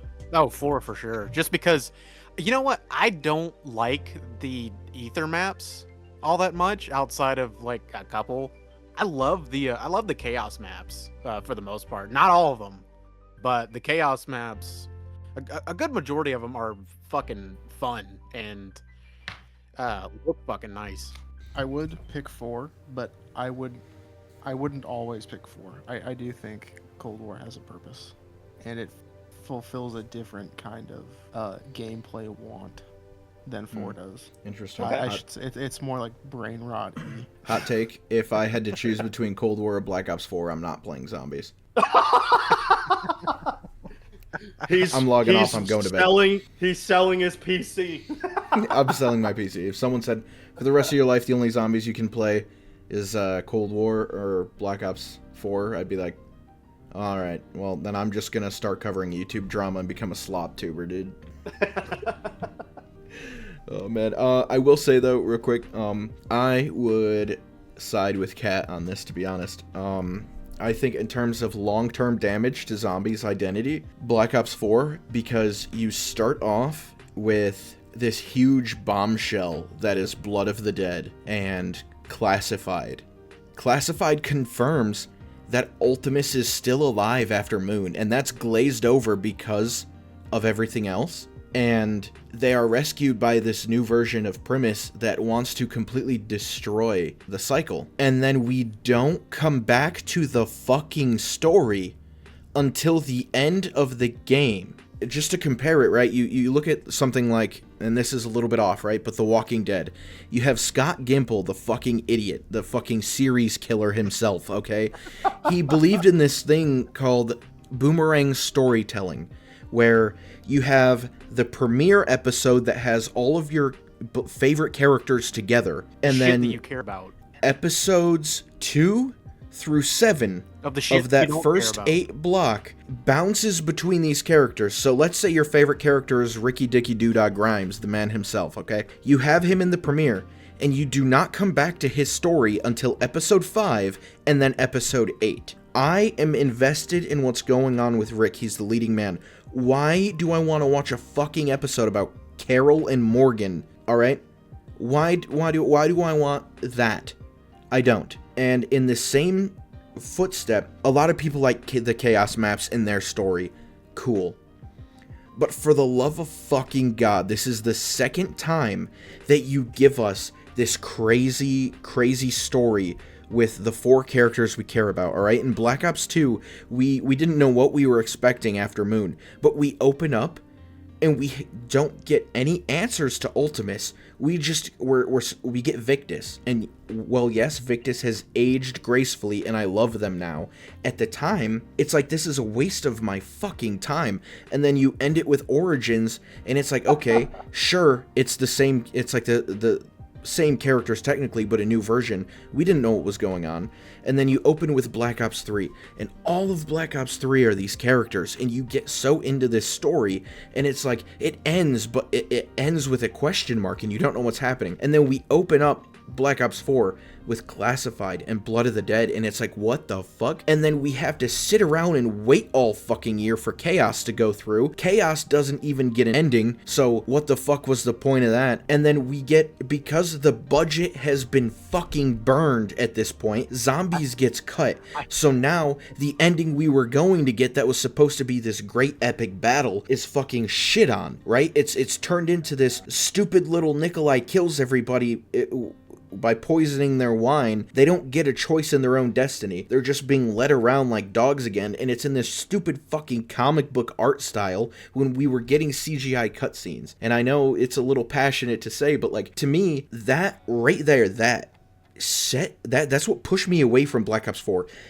Gameplay be damned, if the game had been about these characters trying to destroy the cycle and giving us a new set of maps, watching them do that, I would have stuck through the new perk system. I would have stuck through the new point system. I would have stuck through the gameplay and the crazy Easter eggs. I would have stuck through for this to watch this epic story conclude. And instead, you gave me fucking 3 or 4 other maps of bullshit that I didn't give a fuck about just to come back at the end and ruin it. You went out with a whimper instead of a bang, and then you want to reset the universe in the next game. So to me, Black Ops 4 is the most damaging game to the identity of Call of Duty Zombies. I now have an unpopular opinion. I have a really unpopular opinion now. Let's hear it. And this is one that I've had for a while. It didn't just come to me. It's just I didn't know if I would get to say it, but you led me right into it. Black Ops Zombies, or the Ether storyline, should have ended with the loop in Black Ops 3. Interesting. It should have ended there, because there is no fucking feasible way that they could have ended it, especially like with the way that that 4 was done with the whole budget thing. It's not 4's fault that it's as bad as it is, and we've discussed that, but there's no way that they could have ended the Ether storyline in a satisfying way after all that. I think that's the biggest problem with Zombies now, is that we got such a piss poor ending for all these characters that we love so much, and we can't move on from it. Yeah. And since we can't move on from it, we have to keep retreading it. And this is an issue that I have with a lot of franchises, but like Zombies has fallen into that trap for me. I agree. And I completely agree with everything you said, Killer. I really genuinely believe, I don't know who makes the decisions, if it's Treyarch or Activision who makes the decision on what map comes out first. I don't know why in the actual shit. If they wanted to make Chaos cool, bring something new to the table. I'm all about that. The new environment, new maps, love that, right? But finish your original story first. Give it a good conclusion, because there was a lot of rumors, right? That if Black Ops 4 was successful, it was going to have a year 2. Lots and lots of proof and rumors about that, right? So if you just go and you complete the Ether storyline, give it a good ending, or, the best you can, go out with a bang, like you said, you can then move on from that story, give it its roses and leave it there, and move on naturally to Chaos if you want to. I don't understand why, whether it was Blundell's blunder or what it was, but it doesn't make any sense to me. I don't know why they did that, and I completely agree. I was actually having a discussion with somebody the other day saying, oh, it doesn't matter what order they put the maps out in. Oh, hell yeah, it does. What are you talking about? Yeah, of course it does. Yep. Especially in that case. So I completely agree. Like in that instance, like you're talking about, like it don't make no sense. I don't know who made the decision on that. I'm gonna find you one day, whoever made that decision. I'm gonna find you. Yeah, I did play Black Ops 4 after its light cycle, so I definitely can see where you guys are coming from. I guess that's like a benefit for me, is that I could play those maps and not have the anticipation of what the next map is. So yeah, I can definitely see like why everybody has such a chapped ass over Chaos. And I do agree with you. I think that Chaos should have been after Ether. Like they should not have introduced that crew dead smack in the middle of the ending of the Ether storyline, because that really just killed all momentum that they had. And honestly, I feel like Chaos would have been a better storyline now than what we have. Oh yeah, Yeah, 100%. I also think it would be more not only just enjoyed, but relatively liked amongst the community if it was something that was happening and now the maps instead would of be insane. All at yeah, once. instead of this stupid fucking Requiem shit, dude. Don't even get me fucking started. Setting zombies like this modern real world bullshit. like, No, dude, fuck it's that. like I said, like having all this continuity between like campaign and all that shit, it really hinders zombies. Which is why I'm just glad that Black Ops 7 is just in the ether. Yes. Yeah, Yeah, honestly. that's the one good thing about it. I yeah. can't fucking take the tie-ins with the campaign. It's so fucking dumb. My god, worst decision ever fucking made. Who, if by chance somebody from Activision that was in charge of that is listening to this fucking Killer Cast episode on this 1,500 subscribed to YouTube channel, personally from me, fuck you. It's true though, bro. Yeah, I like that. I'm drinking to that right there too. I'm drinking. All right, question number 10. right there. What's a wonder weapon that feels powerful on paper but is secretly inefficient or just badly balanced? Oh, this is I easy think for most me. people would Yeah. instantly say transit jet gun. This isn't about most people, Kat. This is about your opinion. What do you think? Well, I fall than most people. Okay, I don't give a shit about most people. I want to know what's in your brain. I don't know if it's my number one pick, but the transit jet gun is there. What's your number one pick? I don't give a fuck about the transit jet gun. What if my number one pick was the transit jet gun? Well, then I'd give a fuck about it, but you just said it's not. So tell Yeah, me, let me think. tell me what your number one is, and tell me why it's the Sliquifier. I love the Sliquifier. Tell me why it's the liquefier now. Oh no. Does anybody remember the Winter's Howl? Oh, hey, yes, I do. Of course. Definitely. That one looks pretty good on paper, Yeah, it does. not in practice. Yeah. We need a question like what wonder weapon do we consider underrated? Because I mean, I feel like that could open up more opportunity than just saying transit jet gun for the 20th time. Okay, then let's make it a two-parter. Give me the one that feels the most powerful on paper but sucks balls, and then give me the one you think is underrated. Okay. like The it. one that sucks, but I'm gonna give you the liquefier because I don't like it. The liquefier. The Sliquifier, bro. Liquefier. Underrated, and I love it to death. We're gonna go back to Gorog Grovey, baby. I love the ray gun Mark Oh man. III. Fucking love that Three. goddamn. I want it back. Yeah, I mean, well, you kind of got it back in Cold War with the Ray K, sort of ish. Yeah, but that's Cold War. Who cares? Yeah, true that. No, I agree. No, so for me, I mean, I feel like I said, I think the answer is, I mean, unless I'm just completely missing out on one, like I'm going through all the maps in my head. I mean, I completely agree. The jet gun is the one that on paper, when you look at it, right? You look at his stats, right? It's like, okay, unlimited ammo. Okay, recharges. Okay, and then you go and use that thing. Say, hey, you know, you can't stop me. I don't need no max ammos. Boom, bitch breaks. Okay, I'll go back to the crafting table and grab it. Boom, boom, boom. It's not there. What the hell? Look at YouTube. Game glitch. No jet gun on the building table anymore. Finds out you got to build the damn thing again. Yeah, no, to me, it's easy to jet gun. But if I am going to choose one that for me is a favorite, but it's like it definitely drops down in power. That's pretty tough. But I am going to say, because this is my favorite wonder weapon of all time, is the Wonder Waff. Yes, it technically always kills, but it is severely limited by number one, its ammo count, and also its how many zombies it can kill. So if I were to choose like something like that, I'd say the Wonder Waff would be my pick. Unless you're playing on Black Ops 1 Derice, where most of your shots are fucking flubs. Yeah, true. Yeah, that's True. a good pick too, because that's an unpopular opinion, and I can also counter that by saying that Deadwire and Black Ops 3 was so much better than the Wonder Waff. It was like it literally could kill, which is criminal by the way. It could kill more zombies in a proc than the Wonder Waff could in one shot. It's absolutely criminal. So yeah, I love the Wonder Waff. It's literally my favorite wonder weapon of all time. It really is, design wise, its concept and all that. The story behind it as well, but as far as like practicality goes and power, it's definitely not the most powerful wonder weapon. Okay, on the contrary, the worst one in practice, but that's so good on paper, is actually the Wonderwaff. Specifically, the pre-patch Black Ops 3 Wonderwaff. Oh, remember dude, that? you are 11 years so ago? right. Yeah, Dude, yeah, I remember. that thing would never chain. Like it would never chain anything. It would just Half make the crawlers. shots did not work. The Just- reason why yeah. is because the place... I did a lot of research into this. Killer, you know why. The reason why... is Hashtag because give me the Wonderwaff video.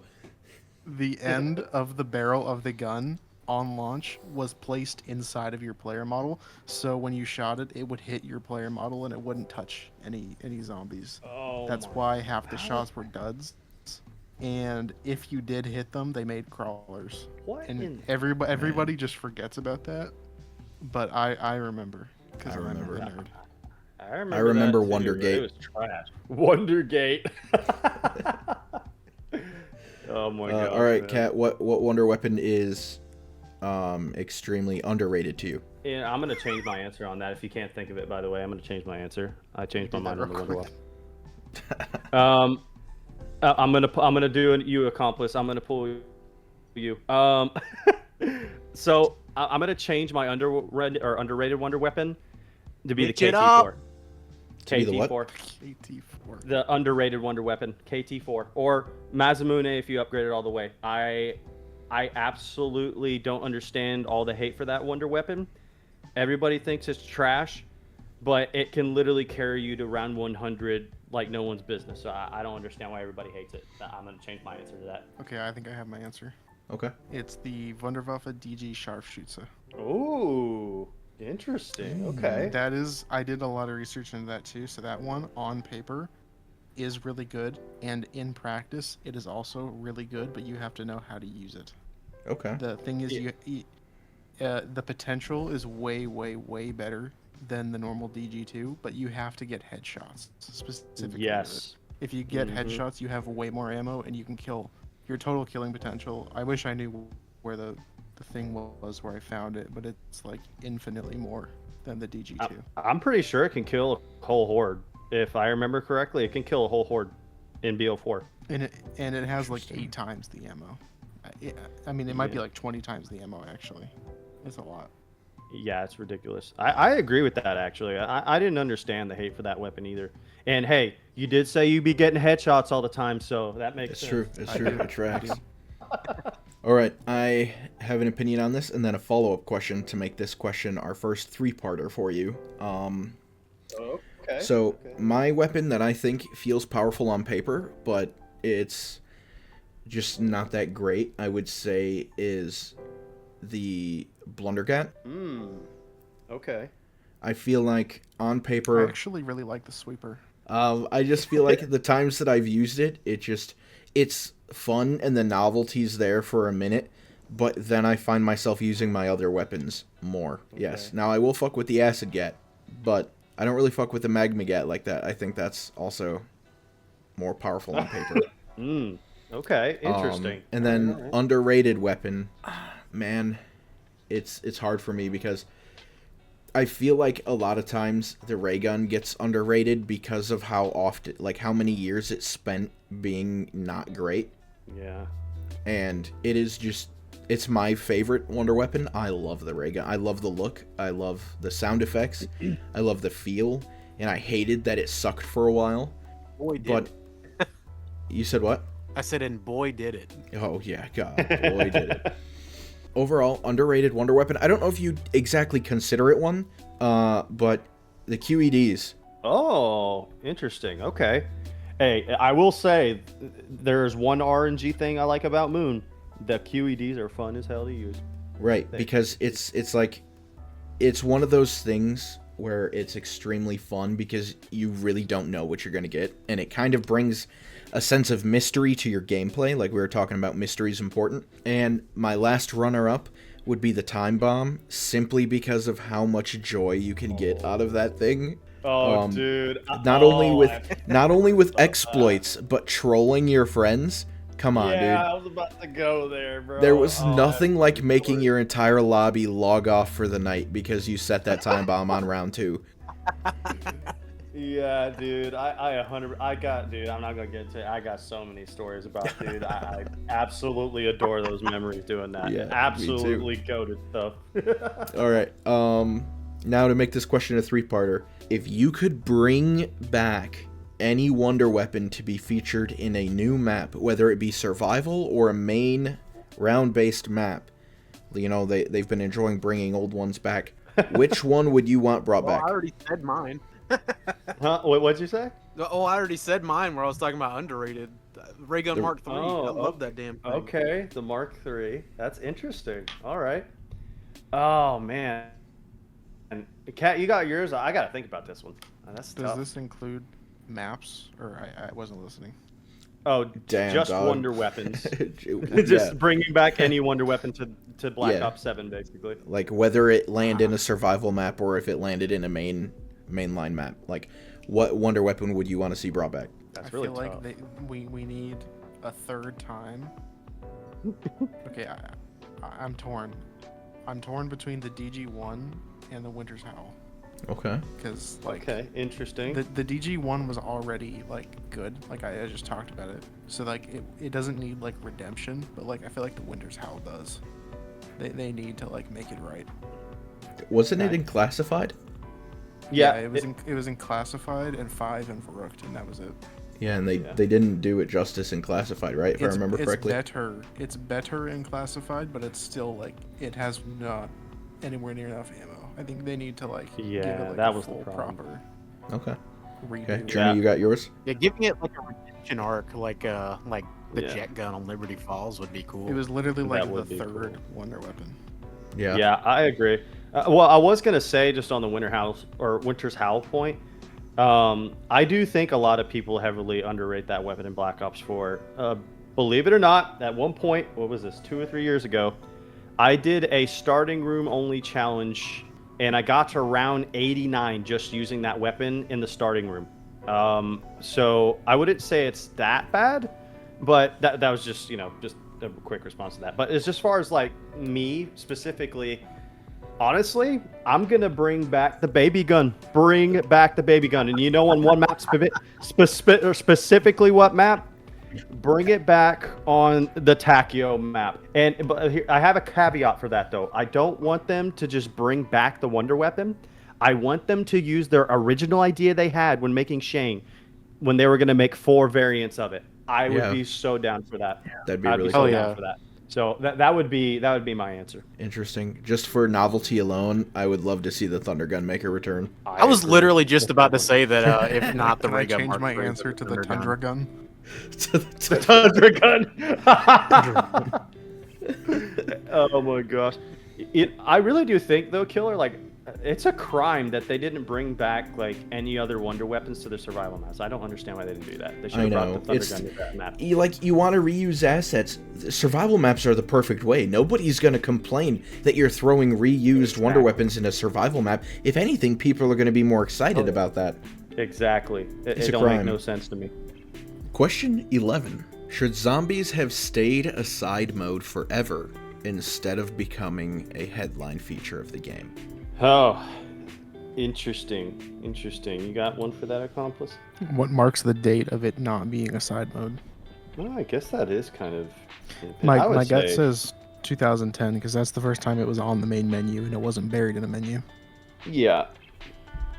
It was in like an Easter egg back in World at War. I guess like I'm also thinking of, like in terms of advertisement too. Like Zombies wasn't heavily advertised for the longest time, but now it is. Yeah. I don't know. I mean, like I think it just depends. I wish that Zombies was advertised more at its peak. I guess would be my answer to that. Right. I mean, like it's cool that they do advertise it now, and that people probably have more incentive to go for it. I mean, I'm not all about gatekeeping this thing, so I mean, sure. I mean, whatever. Okay. Well, I'm so nonchalant, I swear. well, for me personally, I would say because it did get put in the main menu technically in Black Ops 1, right? But I would still say it had that side mode energy. Do you understand what I mean by that? It was still the the projects in the making. Like, it wasn't the main attraction or nothing like that, I would say yet. I would really The say best that the zombies point... menu too, might I add. Oh, dude, oh my gosh, that menu, nothing has topped it. Like, even BO2's is good too, but like BO1's menu used to scare the absolute shit out of me. But anyway, different topic. So I would say the moment zombies kind of became the front, the poster boy, so to speak, would definitely be BO3. Really? That's when I would definitely say that's when it started getting pushed the most. That's when the views for it were going crazy. Everybody was so anticipated for the story. Like, obviously, I'm sure there's a lot of people that have different opinions on this, but that was the first game, and that's the reason why I say this. I overlooked every single mode in Call of Duty besides zombies. That was the first game that did it for me. I used to play multiplayer all the time in Black Ops 1, World at War, Modern Warfare games, so on and so forth. Up until Black Ops 3, that was the first time I was all zombies and nothing else. And it was because, in my opinion, it was the most captivating. And, it was probably because it was in a really, kind of peak in my life. I'm a senior in high school, and, I got a bunch of friends playing it. We're staying the night at each other's houses, playing all night and all that stuff. But I would definitely say that would be the point where it became the main thing. So, was there a secondary part of that question, or was that it? I'm trying to remember. Yeah, if it should have stayed a side mode instead of becoming a headliner. Okay. Now, that's interesting question. I would say one big thing that I do really miss about zombies is how... it kind of goes back to this other point we were making about how shrouded in mystery it was. I really do miss that feeling a lot. I remember... Now, obviously, you can kind of only do this one-trick pony kind of thing once, but I remember finishing the campaign of World at War for the first time and being like, yay, I completed the campaign. It's so sick. By the way, World at War campaign's goated. And I remember seeing that plane, and I'm like, wait, this isn't the last mission? And I was thinking, oh, shoot, like, the mission's not over. And here comes the zombie running towards me. I'm like, Nazi zombies? What? Is that what it just said? So,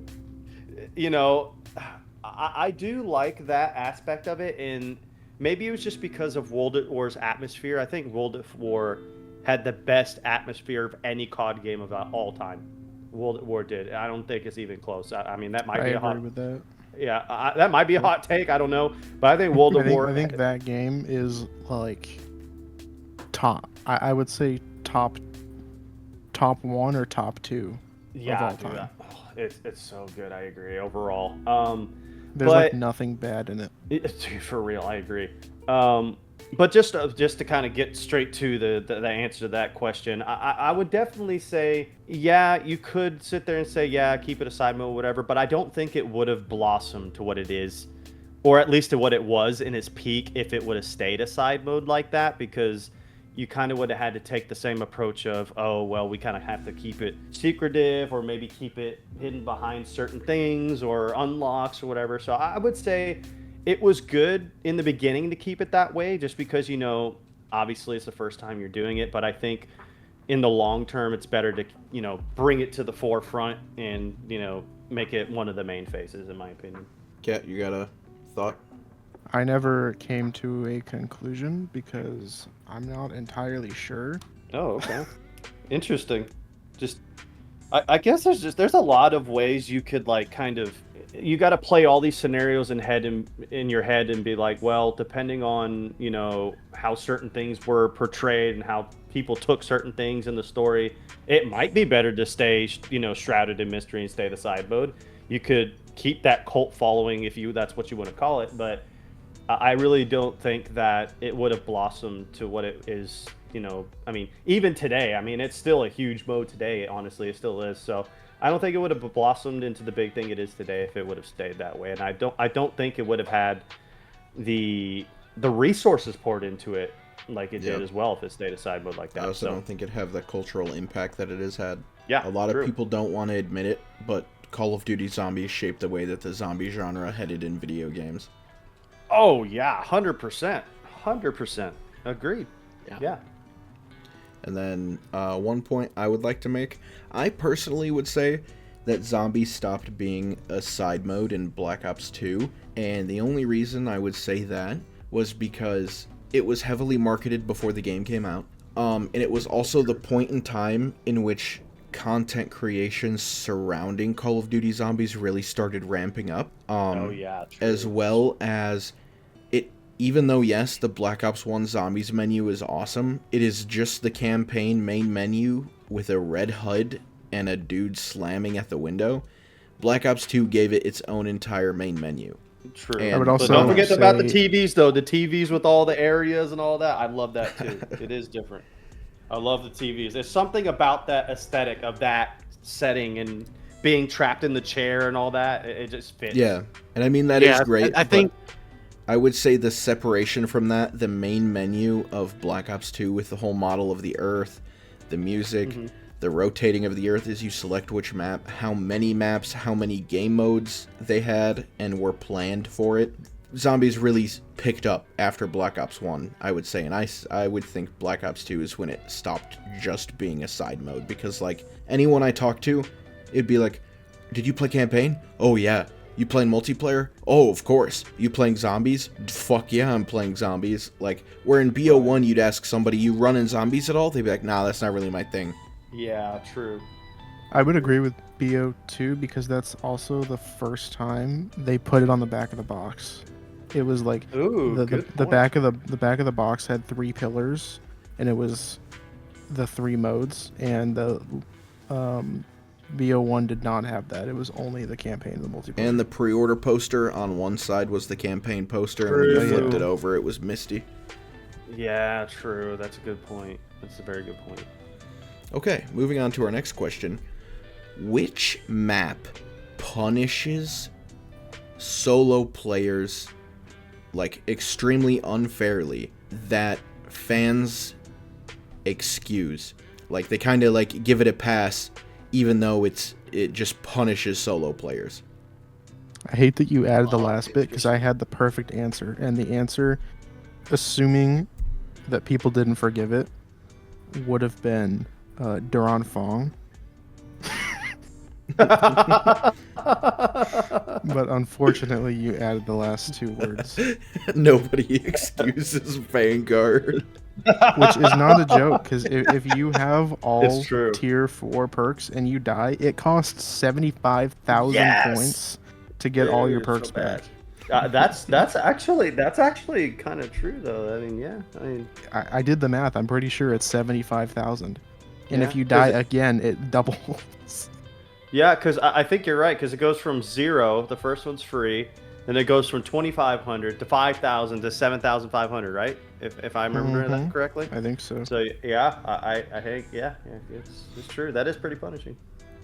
I would say it's been so long since I've played it, so I might just be just talking out of my ass here. I can't quite remember. But in Moon, if you say are running in the spawn, not like spawn, but you know, whenever you spawn onto Moon, and both of the excavators are in the tunnels, can't you not progress to the back half of the map? Yeah. So, If So you don't yeah, have, they yeah, both if you don't get have the blocked off. hacker, yeah, you can't progress to the back of the map. Mhm. Yeah, so I would say Moon just for that reason. Okay, that's interesting. I'm not gonna lie, I have a lot of options in my head, but honestly, I mean, I know this is kind of. I'm gonna go for the low-hanging fruit, by the way, Accomplice. I'm going to say, I'm going to say this just because this is literally the most infuriating thing, like literally the most infuriating thing that ever has happened to me in zombies. Even to this day, you go all the way from back then to now, it's literally the most infuriating thing to me. Whenever, and it's just because of this one thing I'm about to say. Whenever you play Transit and you go to the power and you turn on the power, you know, Avogadro spinning in the air, you're like, oh, that's cool or whatever. And you go and drop your turbine down there at that door to open Pack-a-Punch. And you run all the way to town because half the time the bus leaves your ass, okay? You get there and you're like, bet, I got 5,000 points. You know, these denizens been destroying me, but it's all good. I'm here. you know, go through that entrance and the door to Pack-a-Punch is blocked. That is literally, I don't think there's ever been a moment in zombies history that almost made me like, because I like, listen, I'm chill with games most of the time. Like, I don't really care, but that was the closest I've ever been to crashing out, because I legit thought something was wrong with my game. I thought there was like a glitch. I thought something was happening, but whenever I did the research on YouTube, it's like, oh yeah, don't, you know, by the way, if the door's still shut when you go over there, you'll either have to run back or wait for the bus to get out. I said, are you kidding me? Who designed this shit? Are you actually serious? So yeah, see, so I chose Moon to not have the low hanging fruit again, because I feel like I brought Transit up so much, but I was going to. I did. But you know what? Boy. You know what, Journey? Low hanging fruit still bears sustenance. Okay. Yes, it does, boy. Hey, if that's an apple down low, I'm still eating it, boy. I'm still eating it. You're 100% correct.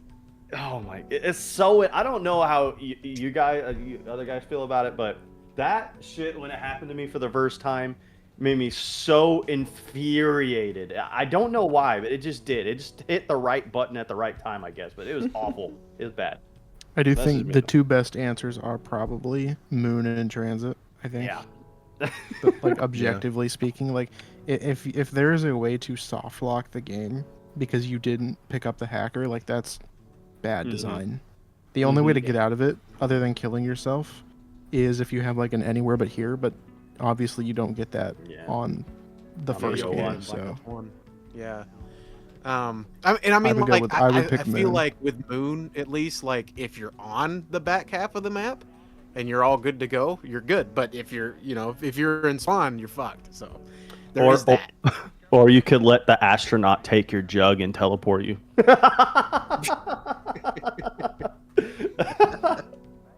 I would throw in as an honorable mention Ascension. Ooh, the monkeys. You about to say the monkeys? Fact, yes, when you're playing solo and you have the map open for Pap and you get the monkeys, they will always steal a perk or two. True, and it's way worse and that's so good because it's way worse in solo. Like, if you have 4 players, it's a lot more manageable. But if it's just you, you're losing perks, guaranteed. Yep, you are losing perks. Oh, that's a good one. I didn't even think of that. That's a good one. Was the shift towards loadouts and player empowerment a necessary evolution for zombies, or the beginning of the end? Ooh, I got an opinion on this one. Y'all go first, though. For me, I feel like that's kind of another complex answer, because we've gotten to a point where Call of Duty's gameplay is so advanced to the point where if we did start each game the same way that we did in classic zombies, it would just be kind of weird, I guess. Or maybe it's because I'm so used to the new system. But I don't know. It's one of those things where just like I kind of just long for what it used to be, because I do feel like having that freedom kind of limits you in a way too, if that makes any sense. 100%. I'll talk about that when it's my turn, but Kat, you go ahead. I'll let you go first. I think they should have. I normally hate comparing it. Like, on the whole, I think that Warzone was terrible for the mode, but I do think they should have, at least, if they're going to go with loadouts, they should have taken, you don't start with it, you have to go buy it. Interesting. Okay. That is my take. That. Okay. So I got a pretty lengthy opinion on this one, but I'm going to try and keep it as short as possible. So whenever it comes to loadouts, okay, and now I'm going to die on this hill because I, like in Black Ops 7, now that Curse is in there, that's literally all I play.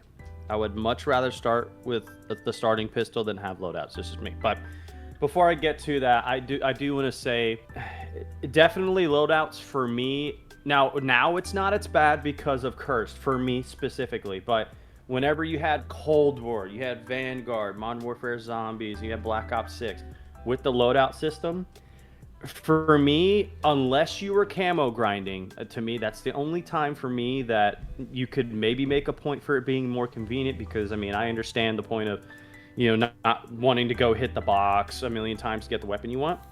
But that's where I kind of go back to Cat's point as well. It's a good idea. They should have implemented the loadout in the game somehow, whether that's you buy it with points and it's really expensive, or you I don't know, whatever way they want to put it in there. That's how they should have done it. But I could go into this whole tangent about why I like this better, I like that better. But just to kind of keep it simple, so the answer isn't just going on and on. To me, I think there's infinitely more replayability whenever you start with a pistol. For me, I feel like, especially with the new games now, it's gotten to the point where pretty much the formula is, okay, I choose my loadout, besides Black Ops 7, of course. I choose my loadout, I go do my camo grind, and after the camo grind is done, I don't play anymore. Now that Cursed is in Black Ops 7, I've done the camo grind, and this is the first time I've actually played the game consistently, other than doing the camo grind itself, which that's a whole nother thing you could talk about, is the camo grind and it maybe being an issue. But I definitely think it was a way bigger detriment than it was a positive. But that's just my opinion, just to keep it simple. I do feel like having the loadout killed the mystery box in a way. Oh yeah, Definitely. 100%. 100%. Because No point. I can tell you, whenever I was playing Black Ops 6 with you guys, not once would I hit the box unless I wanted, like, the ray gun or something like that. Whenever you load in with the gun that you want, yeah, there's the chance that you could pull the same gun that you want at a higher tier, so that way you don't have to go and spend salvage on it. But I mean, Yeah, I've already but got the who's gonna gun do that that? I know is going to carry me to high rounds, and all I got to do is just upgrade it. And it takes a while to upgrade it, especially before Vulture Raid. Now you can fucking upgrade it before like round 20. Yeah. True. But I yeah, feel like, like a good answer. Sorry to interrupt you. Just real quick. I feel like a good answer to the whole like loadout system would have been if you start with a pistol and at the crafting table for like 10,000 salvage, you could craft a loadout drop or something. You know what I mean? yeah. Right. Well, it's kind of like what was it? I didn't play Warzone all that much. Couldn't you like come back from the gulag and then purchase your loadout or something like that? Yes. You could buy a Yes. loadout Will that drop. work? Yeah. Yeah. Just do it that way.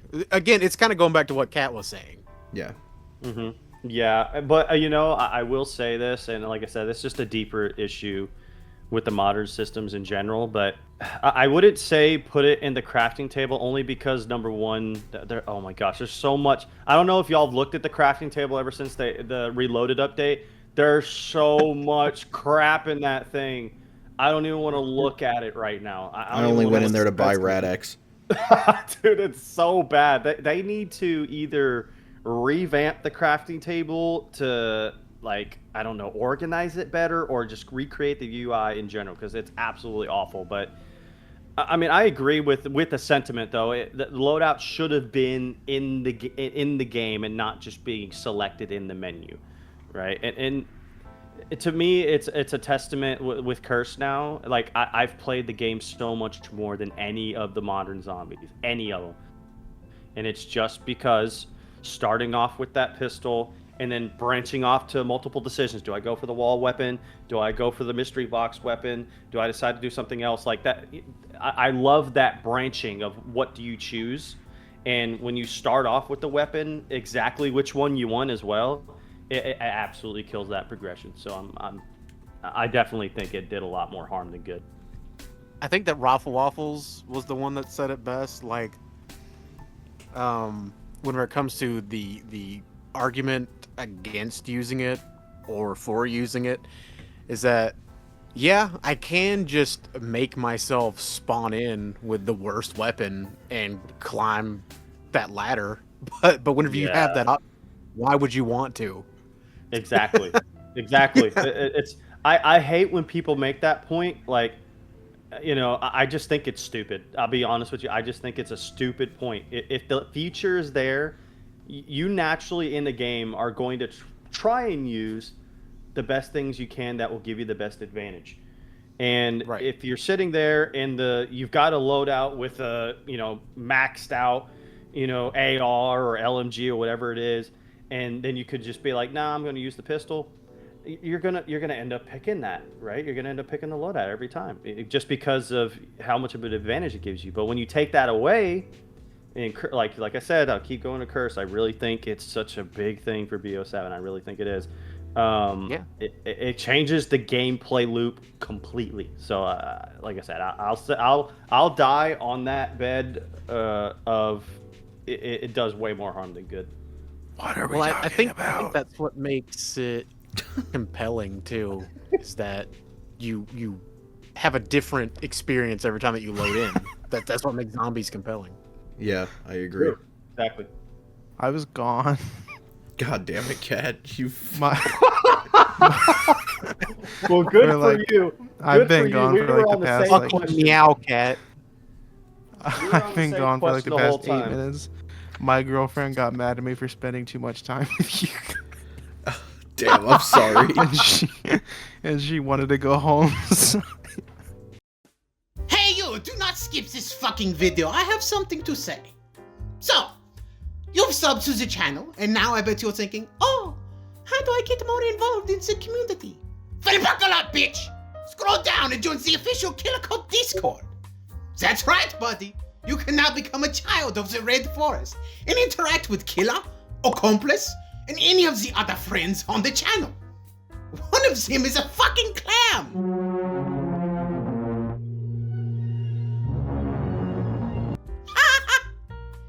Share your art, hobbies, or just about anything, including pizza. No, seriously, we have a guy who does that.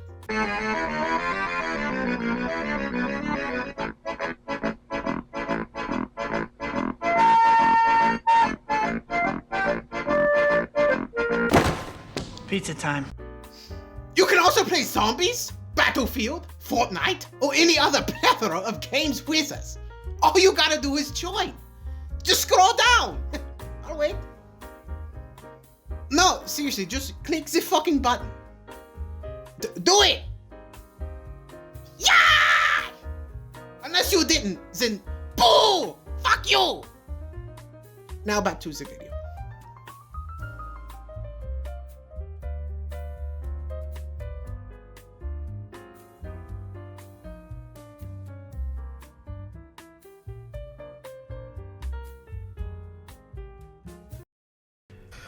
all right. So anyway, zombies, right? Question number 14. Which zombies era do people romanticize the most while ignoring Black how Ops 3. Final answer. while ignoring how frustrating it actually was? Pre-patch Shadows of Evil. Final answer. Wait, what was the question again? I'm sorry. Romanticize. Which zombies era do people romanticize the most while ignoring how frustrating it actually was? Okay, that's actually an interesting one. I've got one. Unless you got one ready, Accomplice. I have to think about that because it's another one of those where I have multiple answers, but I just want to break it down to the one that's an actual hot take. Okay, so I kind of forgot this was supposed to be a hot takes video. I've just been saying stuff. Yeah, we're just talking. Yeah. I forgot I was supposed to be who like fucking making disagreed hot with this? takes. yeah, who's disagreeing with this, bro? Every take is a hot take to the right person. True. That's true. That is Very true. true. That is Can't funny. please That's everyone. that's so true because you were like, "What's the worst Wonder Weapon?" We're like, "Jet gun." Yeah, exactly. It's like the coldest take ever. I know. Yeah, true. And like this, I've been hearing a lot of BO3 glazing, so like every hot take is a hot take to somebody, right? True, man. That's true. How about this? I'm gonna say Black Ops 2 Oh, I was thinking that too. I was also Yeah, kind of I- thinking I Black was. Ops 2. because was. again, as awesome as Black Ops 2 is, it was a lot of ambition-driven development on maps. So it was a lot of experimentation. So I mean, there were a lot more misses than hits, and people can sit there and look like Will Smith in that meme where he's fucking drinking that whatever, pretending like he's enjoying it. But I mean, people did not enjoy that shit when it came out. It's through Yes. rose tinted glasses and looking at the state of zombies now, where they go back and like this shit was awesome. Actually, like no, it was ambitious, but it didn't really age that well, at least in my opinion. But Definitely, yeah. I remember like me and my friends, we never really like none of my friends, and I I mean 2013, I was like 10. So I had a lot of friends because I would go on, like just public matches and friend everybody because that's what kids do on my PS3. And Mob of the Dead, I don't remember, none of my friends like ever were into that map because it was like we mentioned earlier with the Pack-a-Punch steps, it was so complicated for a 10-year-old to figure out, especially like without YouTube or something, which I did watch YouTube at that point, but during Black Ops 2, the only popular YouTubes were like fucking top 5 worst zombies maps. And it's just like Mr. T Lexify and the Smith Plays. So, Yeah, other than like true. Syndicate or like, Yodi Slayer, but that was like World at War custom. Don't forget zombies, Lonely that was different. Mailbox. Dude, yeah, Jack. Lonely Mailbox. That's crazy, man. Oh, yeah, I too mean, much like, time passed by. but yeah, just whenever it comes to Black Ops 2, I mean, think about it. Like, whenever that game first started, you had transit at launch. Frustrating. You had the survival maps. Not You frustrating. had what was next? Was it Nuketown. Die Rise, Nuketown? right? Oh, it was Nuketown Nuketown. was very That's true. middle. Nuketown then is Die frustrating Rise. because of the perks. Die Rise is Yeah. frustrating because of the heights. Mob of the Dead is frustrating because of the Pack-a-Punch. Buried is frustrating because I don't know why Buried is frustrating. Because of the time bomb. Origins Mama- Origins is frustrating because it's a collectathon. Well, Mob of the Dead is where like the turnaround started. That's whenever we started getting the maps that people glaze the most now. Yeah. But like those first few maps were rough, is what I'm yeah. saying, pretty much. No matter how much people love them now, and it's okay if you love them. Like that, I'm not I, saying oh, that. hey, I always loved Die Rise. I was so hyped for Die Rise because in that stupid ass trailer that they put out, I thought, hey, that one zombie in a white shirt looks like Marlton. I think Marlton's a zombie. Yeah. And I remember that, and I thought it was so cool that they added armored zombies, like the Chinese soldiers that take Yeah. 2 knives instead of one around one. Yeah. And I remember my specific point, like Die Rise. I love Die Rise so much because the PDW, the SVU, and the AN-94 were all added on that map, and all 3 of those guns are wall weapons, and they're like the most satisfying guns to use in the whole game. Oh That's yeah, true. dude, they slap. That's so true, dude. Yeah, but you've got those the black sheep maps Off that, topic, that sorry. started the the game, and then it turns around with Mob of the Dead. But yeah, like you guys said, there's also a difficulty curve to that one. Buried was like the best Victus map, like objectively for a lot of people, Yeah, just because that's like for such sure. a good casual map. It really is. Then you got Origins, and Origins is considered one of the best maps of all time. So it's those last 3 maps. Am I forgetting one? Mob of the Dead, but Mob of the Dead's No. also usually in people's top 5. Nuketown. I did say Mob of the Dead, like the last Oh. 3. It was Mob, Buried, and then Origins, right? Yeah, and Yeah. Nuketown, but Nuketown was a pre-order bonus. Yeah. I was talking about the last 3 though. Yeah, those Oh, my last bad. 3 are the ones that people like really. That's whenever people are giving Black Ops 2 its flowers, it's those last 3 maps. They always Yes. forget about like how rough it is or how rough it was in the beginning. Yeah. Every time they talk about Black Ops 2 with any Granger or anything like that. So that's why that's my answer. Yeah, That's a good I answer. can agree with that. I think the layout of Buried sucks. Like it's Really? That's cool. very It looks cool, but I think it sucks. Having to I like don't think it's bad at all. actually walk through like the buildings and the mines, like they look really cool, and like the aesthetic of it is really cool. But the actual like if you took away all the textures and everything else, I think the actual layout is really like jumbled and weird. Like and also like just this has always been a personal pet peeve. What the hell is the point of that like barn that's underneath the quick revive machine that has absolutely nothing in it? True. That's Because true. like you have to use a moonshine with like Arthur to open it, and then once you go inside, there's absolutely nothing in it, and the only thing in it is a hole in the wall that takes you to 5 steps away from where you had to use the booze to open it. What Yeah. what was the point of that? Maybe it's just They meant to forgot. be a choke point. Maybe Yeah, I don't that know. Maybe. but no one would ever willingly go in there. Yeah, Yeah, maybe. 'cause I mean, the main camping spot was definitely the jug. Sorry, I'm yeah, getting jug hallway heated. Sorry. with the trample steam. Damn, dog. Okay. I'm sorry, your creeper blew up your house, bro. It's a lot deeper than that. There's a lot at stake here. All right. Oh man. Okay. Anyways. Yeah, she all left right. me on red. Oh. All right. So for me personally, okay, I know we're choosing games here for this question for, how people give it its flowers and how really it's just a pain in the ass. I'm going to kind of slightly twist it a little bit, and I'm going to change it. Instead of just one game, I'm going to talk about an era. Listen, I know there's a lot of modern zombies fans out there. I know there's a lot of them that like the new mechanics. I know there's a lot of them that love it. But I got beef with you. I'm about to do the hot take. I'm doing the hot take right now. Modern zombies is for like 90% of it is straight trash. I know a lot of people, probably grew up playing modern zombies like I did back in the day with the old games and all that stuff. But compared to old zombies, it's trash, bro. I'm making it as simple as that. Compared to what it used to be, it's just gameplay wise, story wise, atmosphere wise, everything, gameplay systems is trash. That's what I'm gonna say. Do Easter eggs being solvable on day one improve the community or strip the mode of its mystery? What is the alternative? I don't know, fucking taking longer to solve, taking a couple days. Or maybe they put the, I mean, I guess sometimes they do put the map out and then wait for the Easter egg to go live, but like... True. Okay, I don't know. what game? There was one game where they put out the I have map a and big then hot they take didn't here. launch the Easter egg until like a week later. Was it Cold War or Vanguard? Good. Yeah, that's a good. I remember them doing that. I just don't remember what game. It was one of the two, I think. It might have been Vanguard, I want to say. I know the first Vanguard Easter egg launched like a month after the game came out because they didn't have one. But like Yeah. the other 3 Easter eggs for Terra Maledicta and Shinonuma and the Archon, I want to say they launched like a week after Yeah. the actual map came out. And Yeah, I that don't would think make anybody sense. cared about them, but that might be an anomaly because nobody cared about that game at all. So that might not be a good data point. I don't know. That's a good point, though. That's a good point.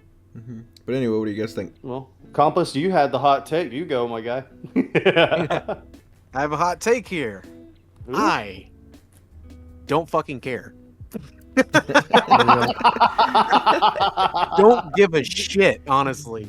It's the same as like whenever there was that big controversy surrounding Raffle Waffles with the Oh my god. Ashes? Easter egg. Don't get me Like I started on don't that I bullshit. don't fucking care. Like okay, he Give the fuck, oh dude. he cheated. It's a fucking game. Fuck. God, go touch grass, please. Jesus You Christ. get your little, for lack of not an inappropriate term, your little kitty all in a wad over him getting the Easter egg first. Like, come on, man. Like, he got the glitch, okay? It happens. It's a game. Like this isn't glitched. Like, oh, come on, man. Yeah, Like, but he could have turned it off and He coulda restarted, quit. dude. Would you have? Would Bitch, you have I done? ain't- Who cares? I ain't who resetting. What are you Who gonna do about cares? it? He said, you know what? He said he doesn't claim it. Okay, there's. I would've I'm not claimed it just to glazing piss people waffles off. Here, I'm just I don't- saying, it's a game. Who cares? I really love the idea that like we all think that these like popular YouTubers who are live streaming it are like the first people to find it, but I really love the idea that there's just like some like 14-year-old Puerto Rican kid who's in like a house on a PS4 with like 2 megabits per second of internet who solved it first, and no one in the world will ever know. It's technically possible. It is technically It is possible. I mean, there's been little things like that in the past, right? Like, I think technically, let's see, like Gorod, I want to say, like JC and all them claimed first, but there was technically a dude who did it before them because of a glitch, right? So, I mean, that's definitely happened before. But I agree with you, Accomplice, though. I would have, if I was Raffle Waffles, like he's all, being politically correct and stuff, I would have claimed world first just to be an ass and piss everybody off. Yeah. Like, I would have. Yeah, Honestly. Listen, if you're gonna make me a villain, no matter what, I'll fucking just Yeah. be a villain. Who I'll cares? be a villain. Shoot, give me the time. Might as well just give it to me, man. But I mean, off topic a little bit, but Was that all you were gonna say, Accomplice, before I go? Yeah. That's just it. I'm just indifferent towards that, honestly. Like, whether it's just you complete it day one, you complete it like a week after. Look, I completed. It's whatever. That's cool. I agree. So I think there's two possibilities here, right? So if you end up deciding, hey, we're gonna release the Easter eggs a week later, there's gonna be two things that could happen. Number one, it could absolutely destroy the momentum of the map. That is very, very possible. I mean, we haven't seen, true. like Kat said, I mean, they did do that in Vanguard, but nobody cared about Vanguard anyway, so I guess we don't really know with a good data point. But as far as the other side, it could be, but I doubt this would be the thing just because of how bad people's attention spans are. It could potentially lengthen the map's life, as far as like its peak life. But if I were to choose one of the two, I definitely would agree with just Kat's point. I definitely think if you make people wait longer, yeah, I mean, the YouTubers would probably still stream it maybe and things like that, but I think people's interest in actually doing it would probably fall, I'd say, in my opinion. We do have another data point, by the way, besides Vanguard. Oh, do we? What is it? The Reckoning, the Aether Blade. Oh yeah. I mean, I guess that's true. That's pissed. So trash. That People is were so pissed. trash. Okay, well then there you go. Can somebody I mean, fill me in? I didn't do the Easter egg. Yeah, Oh, go ahead. So, they have on the map, there's an Easter egg you could do to get the Aether Blade from Modern Warfare Zombies, but they time locked it to you could only do the egg after the Mr. Peaksfield upgrade came out, and it wasn't coming out until Reloaded. So from the start of the season until Reloaded, you could not access the Aether Blade. That's so stupid. Yeah. So people were pissed because they one dude was able to like brute force it and obtain it. Like I don't remember what he did, but he cheated the code and he got it. And so people were livid. Yeah, it was bad. Another reason why the Reckoning's trash. Now, going piggybacking off of Accomplice's point with zombie YouTubers, the next question, and this is important, so I want you guys to really think, okay? It's a good one. Yeah, I can taste it. Which zombies YouTuber's opinion do you think has quietly warped the community standards over time the most? That's a good So I'm gonna be honest with you. I don't really engage with them outside of like walkthrough videos. The most that I engage with any zombies YouTuber is whenever I'm watching the videos that you post. Let's go, hometown killers shaping the minds. True. He's a true fan. He's a true fan.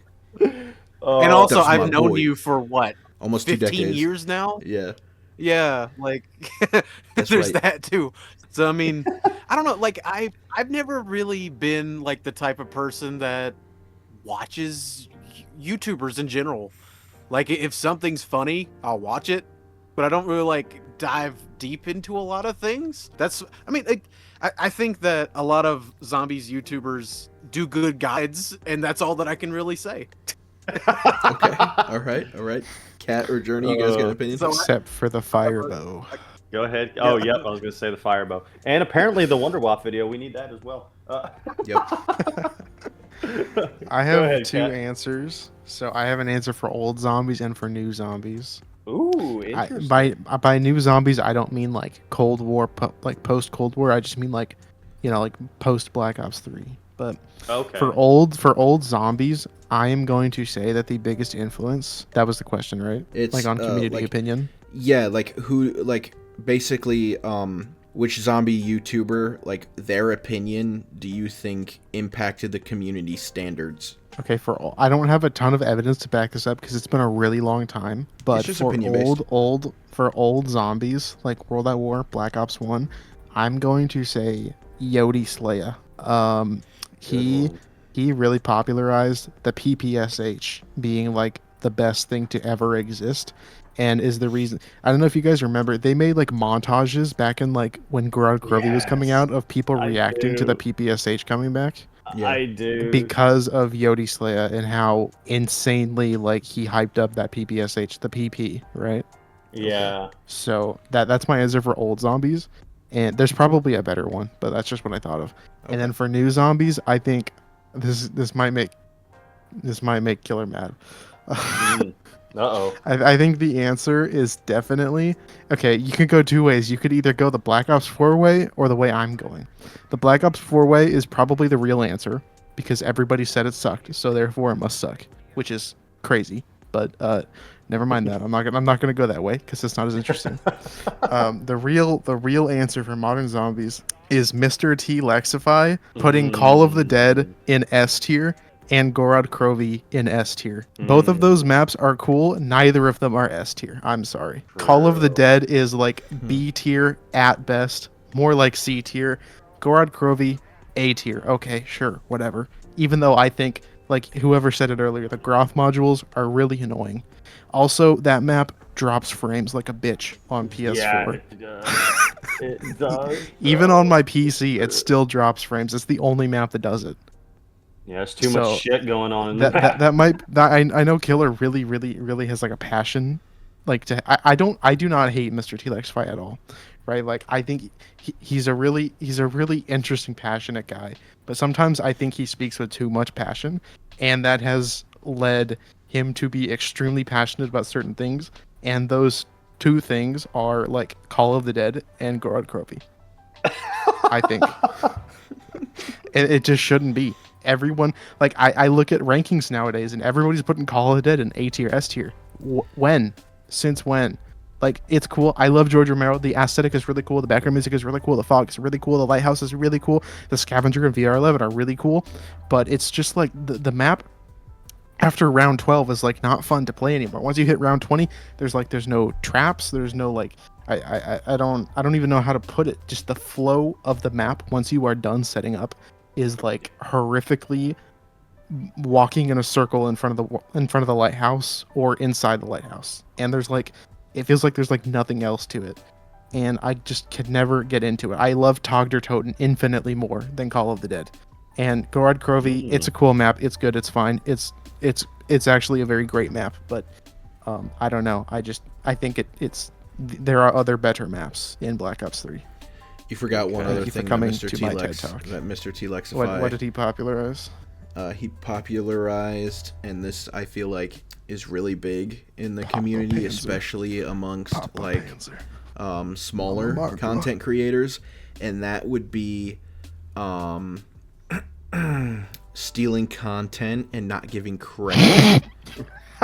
So I think we really owe that to him. So let me get a round of applause for that. Like. Oh man! No, I knew there was going to be something in there. I knew he could not get through that whole rant without thinking of something. So to be fair about that, I'm going to say this: Mr. Dalek JD is not much better at that either. Yeah, I actually, honestly, I think Dalek is probably worse. Yeah, that's what I was gonna say. He actually, if you look at history, I think Dalek from just like earlier stages, like who did it first. I'm pretty sure Dalek was the biggest one to actually like do it first. I'm pretty sure. He did, and he did it like a lot. And I think I don't know if Dalek ever really like admitted to it. I do think Lex has like admitted to it at least. But he keeps doing it. Is the problem? And then he does keep. He admits to it. He keeps Noah J fucking cheated on his doing wife, so that's true. Fuck that guy too. I was reading my Bible today, and I was reading in Proverbs. I think it was like Proverbs 5 or 6. I think it was Proverbs 6. Like the whole second half of the book is all about how like just how shitty of people adulterers are. And the whole time I was just thinking of Noah J45. That's so funny. Dude, Who's the one that bullied people for not liking transit? oh, CJ Santa? Wasn't it Mr. T Lexify? I can't remember. Look, all I'm gonna say is this. I'm gonna go back to what I said. Listen, I'm the accomplice. I don't know that much about zombies YouTubers. Let me tell you something. I, as a technical zombies YouTuber, I'm piggybacking off of another one, but I'm here. Oh, no. I will never bully you for what map you like or dislike, because I'm pretty sure you'll think that my favorite map is dog shit too. We're all fam in here. Except for Yeah, I'm guilty too. We all except for fan. T-Lexify, where he's not fan here. Oh my gosh, dude. Sorry to Hey, say, he blocked me on Twitter, and I never even engaged with him. He's a pussy. It's okay, Lex. I love don't you. watch you, Mr. T-Lex Vi, so I hardly even know who the fuck you are. But Okay, this is Welcome here, I this is guess. like kind of off topic, but you know who is a really underrated zombies YouTuber? You guys might not agree with this. That's okay, but I never ever hear anybody talk about him, and it's so sad. Codename Pizza.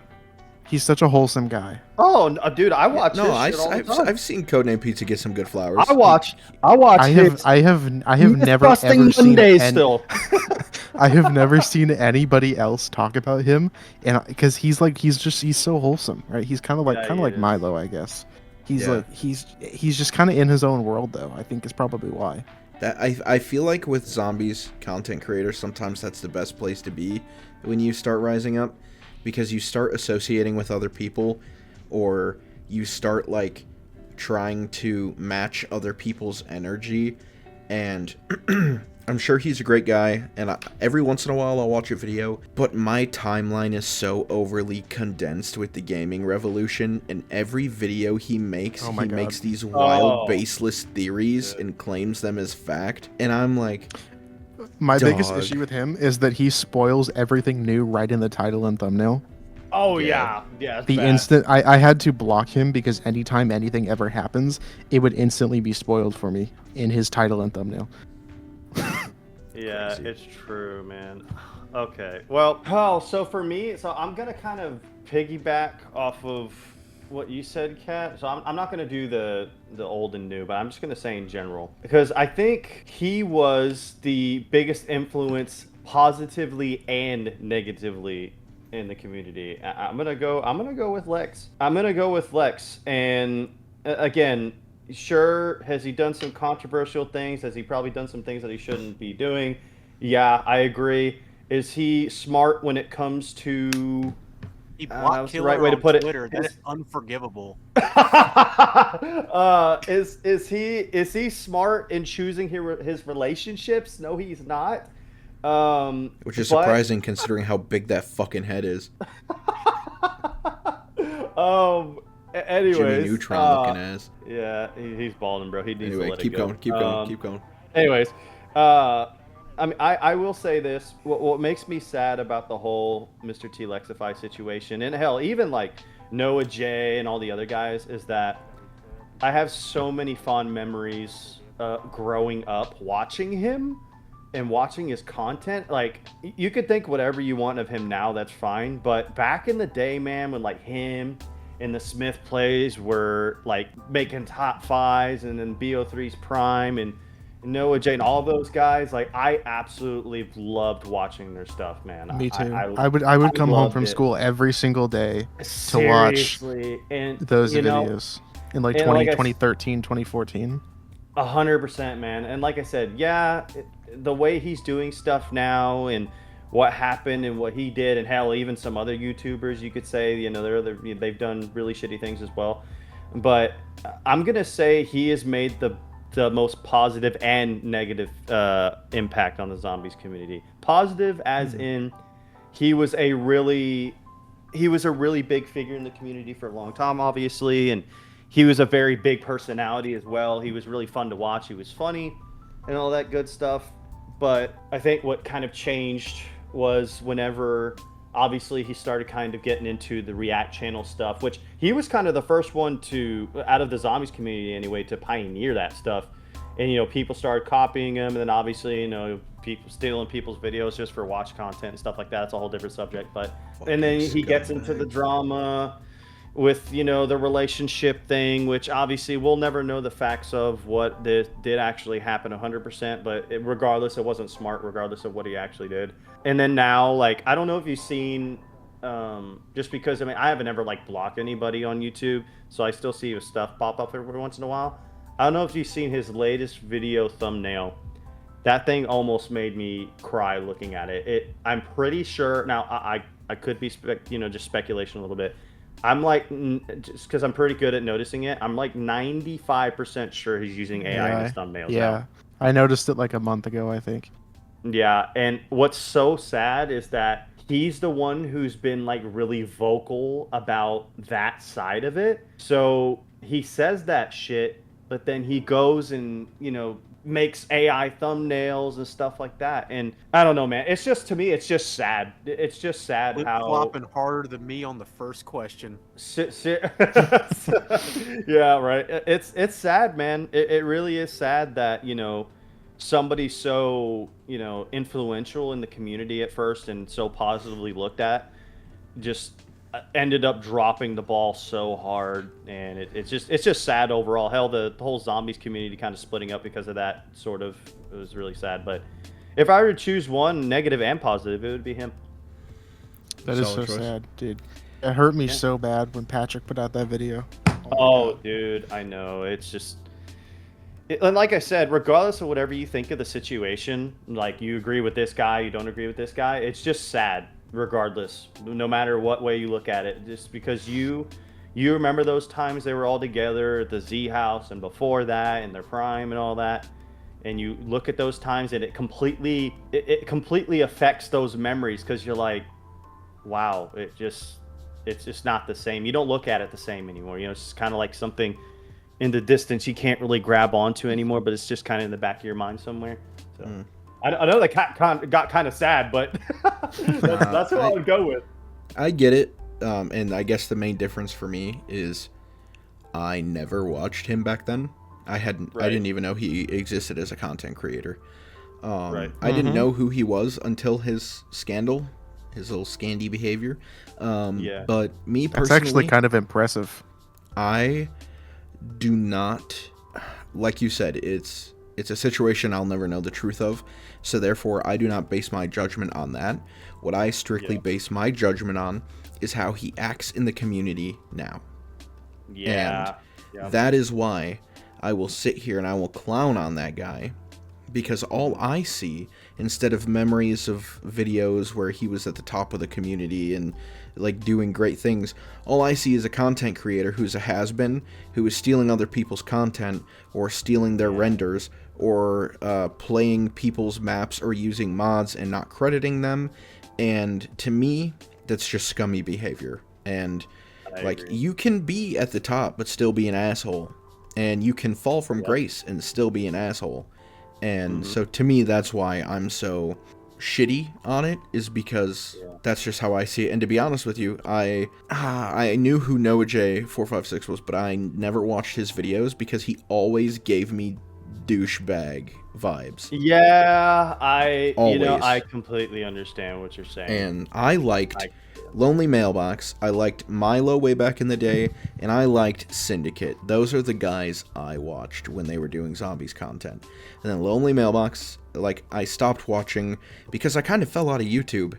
I don't know why, I just did, and I stopped watching them. And by the time I came back, Lonely Mailbox was gone, Syndicate barely uploads, and Milo is Milo, who I still watch every now and then, but I feel like he's kind of trying to turn himself into a content farm, and you can see the effects on his mental health in real time, and it's kind of scary. But I also have a YouTuber that I would like to mention in terms of how they have quietly warped the community standards, because they also are a big part of the reason I gave Black Ops 6 a chance, and that would be Stanley. Ah, okay. I like it. Upon talking to him and then watching his video with Milo, he really turned my mind around on the possibilities that Black Ops 6 could have. And Fuck yeah, Weaver, let's go!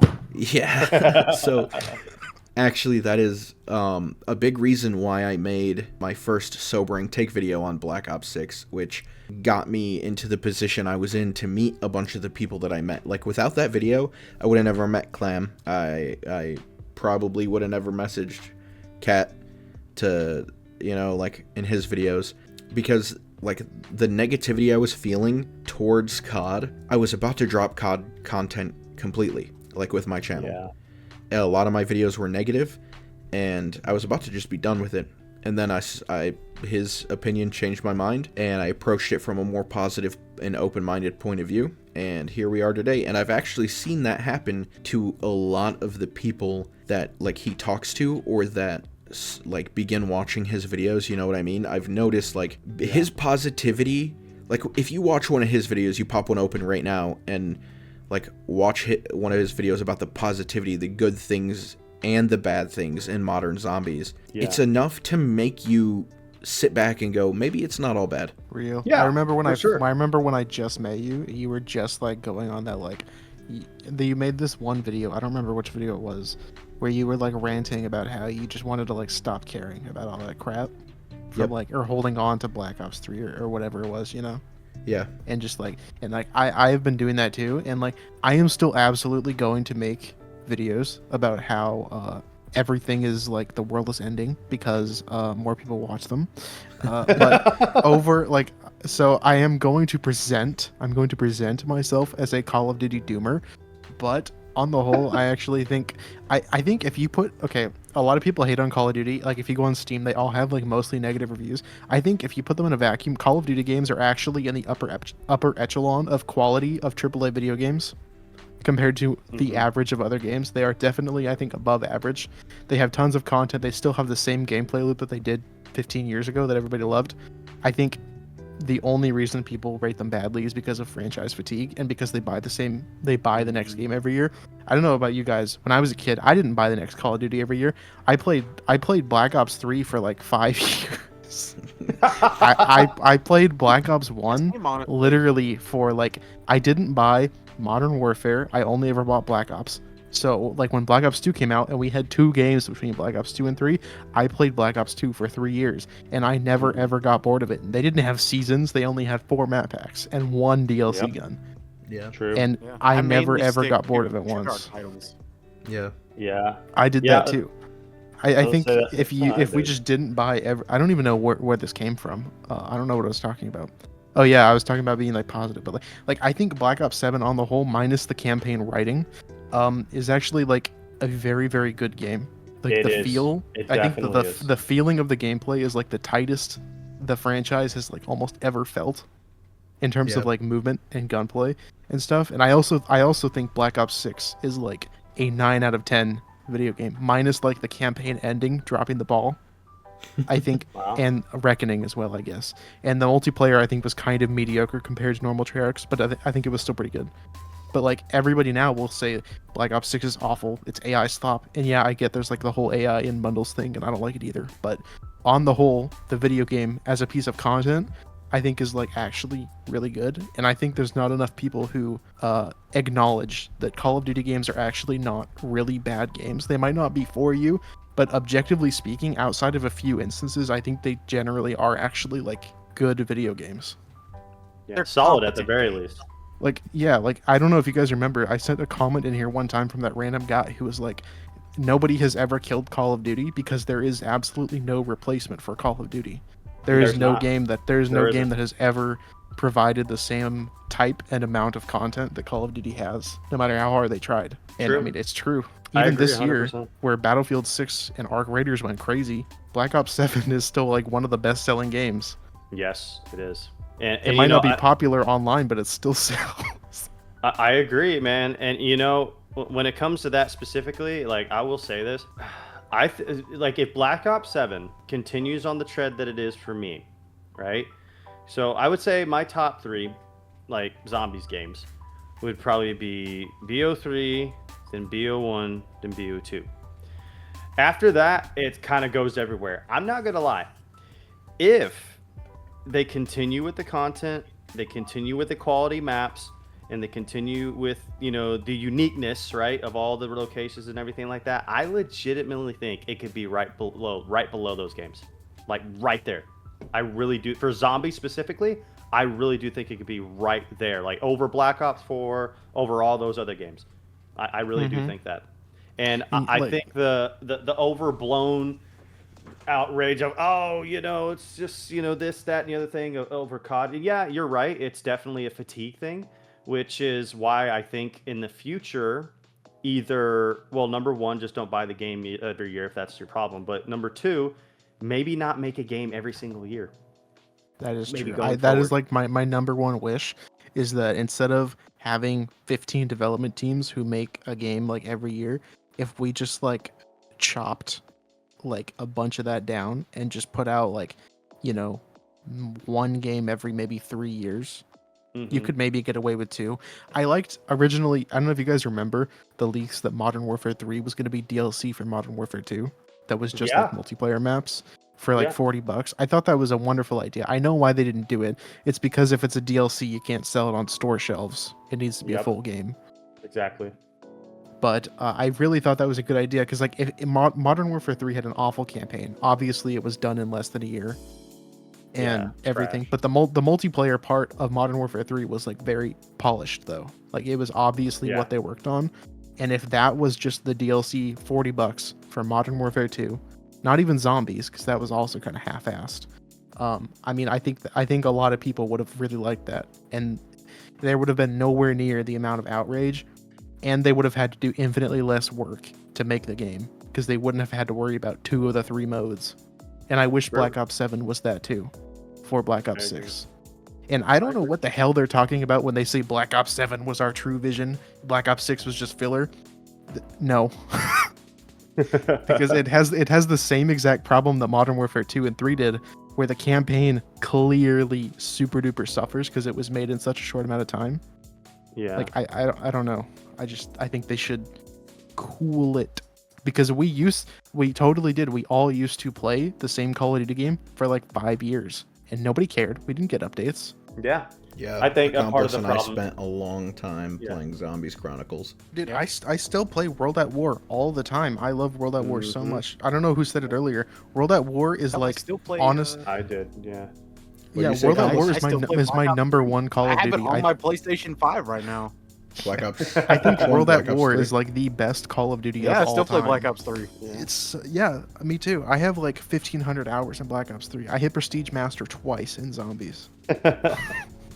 That's great. I have a PS3. I'm still playing Black Ops. Shit, I'm still playing World at War all the way to Black Ops 2 on that thing. So, Yeah. That is an true, issue though that man. makes you think about it because True. now that games are always online, right? Like you can still play Oh, online I on know. World at War, but there's like 150 people online at any given Yeah. time in the world. Yeah. And those old games are using peer-to-peer, so they don't cost as much to maintain. But now that they all have dedicated servers since 2019, like Oh, I don't know yeah, what's going to that's gonna be a happen in, huge in problem. 20 years because you know what game is 20 years old right now? 2006. Was that COD 4? Sonic Yeah. the Hedgehog 2007. 2006. It's COD Sonic 06. It's COD 3. COD 3 is 20 years old right now. You can still play Call of Duty 1 online. That game is over 20 years old. I doubt you're Yeah. going to be able to play Modern Warfare 2019 in 20 years still. No, Online. I 100% agree. You won't be able to. And people Lost still media. play COD 1. I play Call of Duty 2. Granted, I play the campaign, but I love Call of Duty 2. It's a super fun game. And next year, a Call of Duty 4 is going to be 20 years old, and people are still going to be playing it. The year after that, World at War is going to be 20 years old. Zombies is going to be 20 years old, and we still play it. Yep. Can I almost agree. legally drink. Like, I don't know if this is a hot take or not, but like, I still even if it's not perfect, I still want to play Cold War in 20 years. I still want to play Vanguard in 20 years. I still maybe We bought the sometimes, game. not- We not should all be the able time. to. Yeah, for sure. Not even I'm not even mad about the fact that I spent $60 on this 20 years ago. I should be able to play it. I just want to be able to play it even if I have to buy it again. Like it should just be available at least to play. If there's like a feature where it's got to be online all the time, there has to be a game plan 20 years down the line where like you can play it offline at least. Yeah, I don't For every know. game. I don't know if you've heard. There's a lot of people trying to make mods so that way when those CODs go out of cycle, you can play them offline. So there's a lot of people, not Activision, but other people trying to do that. So you can do that. Yeah, I saw one Yeah, for that's the Steam problem. Deck for Cold Activision War. needs to be doing that. Like Yeah. that should be a thing that all these developers should be at least have it in their in their heads. Like, look, it's like we were saying. If you bought the fucking game, you should be able to access it at any point. Yeah, definitely. Yeah, you I should don't be know. able to. I just Yeah, it Alrighty. shouldn't rely on modders. Bethesda also. That was a nice. That was a really well-rounded conversation for talking about zombie YouTubers. Oh yeah, it was. I forgot what we were talking about. yeah. Yeah, me too. I don't even All know how right. we got there. 3 more questions, boys. Which map has the best atmosphere but the worst gameplay loop? And why doesn't the atmosphere save it? Ooh. Ooh, that is a good question. Best atmosphere, but worst gameplay. Yeah. Yeah, And why doesn't the Huh. atmosphere save it? that's tough. That's actually a really tough one. I got one I could throw out there. Do it. Okay. Blood of the Dead. Oh, you know, I'm going to now. If you're just talking about Easter egg, yeah, that shit's awful. I'm not gonna lie, the Easter egg's awful. But I will say, if you're just playing it like a normal match, I have no problem with Blood of the Dead whatsoever. Yeah, I I love love playing that Blood of the casually. Dead. I play it all the time casually. I did do the Easter egg once. That sucked so much. Oh my god, the bird Yeah, that's what I'm step, saying, dude. that- Hell no, bird step. How many locations? Like 42 or some shit like It's that. ridiculous. They were just rage baiting. But normally, like, I Yeah. do acknowledge, like, there are some things that are annoying. Like, the fast travel system is really slow. Yeah, it's not fast. So it's a really slow not fast travel. at all. That is kind of annoying, but once you get past like the setting up part, Blood of the Dead plays decently well once you're just like surviving and killing zombies. Oh I yeah, think. I really like it, honestly. Except I like think it. I think there's no way to tell where the pack a punch is, which is kind of gay. Well, maybe That I is- just that gave is- up too quickly.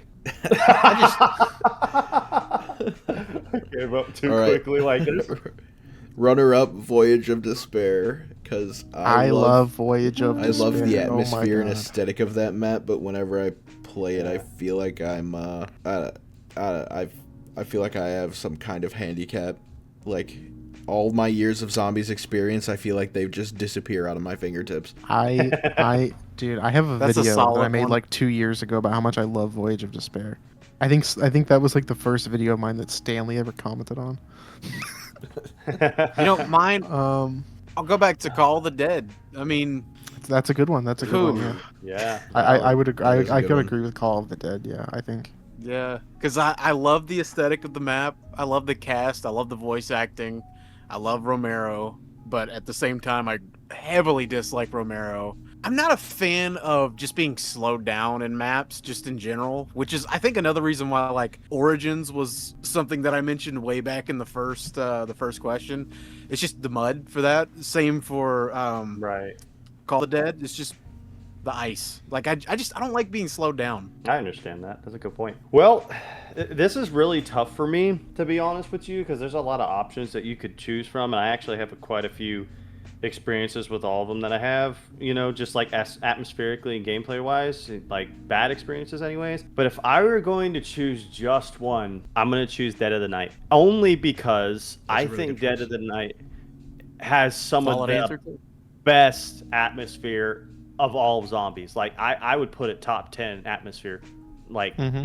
it's that good. But they took the approach of the puzzle solving and the collectathon, of all the more Blundell style maps, and they took it way too far, in my opinion. I think they took it a step too far, and I really don't like the Nosferatus, especially the red ones. Those things are so fucking annoying. So like I would definitely say that's my pick. Like Dead of the Night's beautiful map, so good, and like the soundtrack and like werewolves and all that stuff is super cool concept. But in execution, I don't think that it was handled very well. Yeah, I would agree. It has I some think really cool elements to it, but I agree. I never really enjoyed that map whenever I started.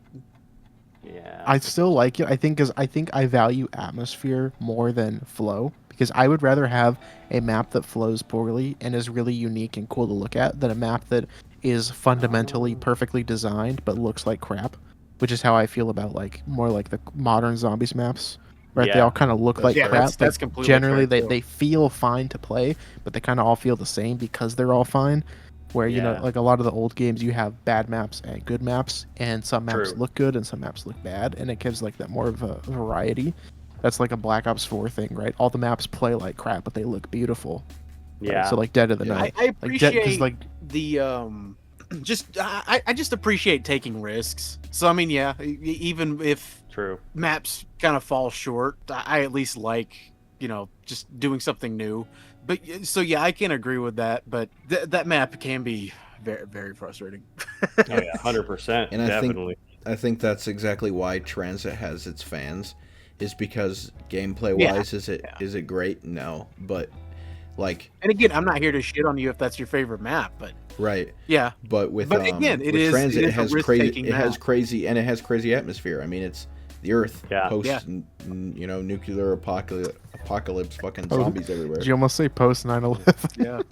Dude, it's Call of Duty zombies, all right, and it is, it's fucking what is it? 34 years post 9/11, and it's just like what Bush did to the planet is crazy. I guess they should have in universe they should have voted for Al Gore, dude. He was right. Man Bear Pig was real. Man, Bear, Pig was right.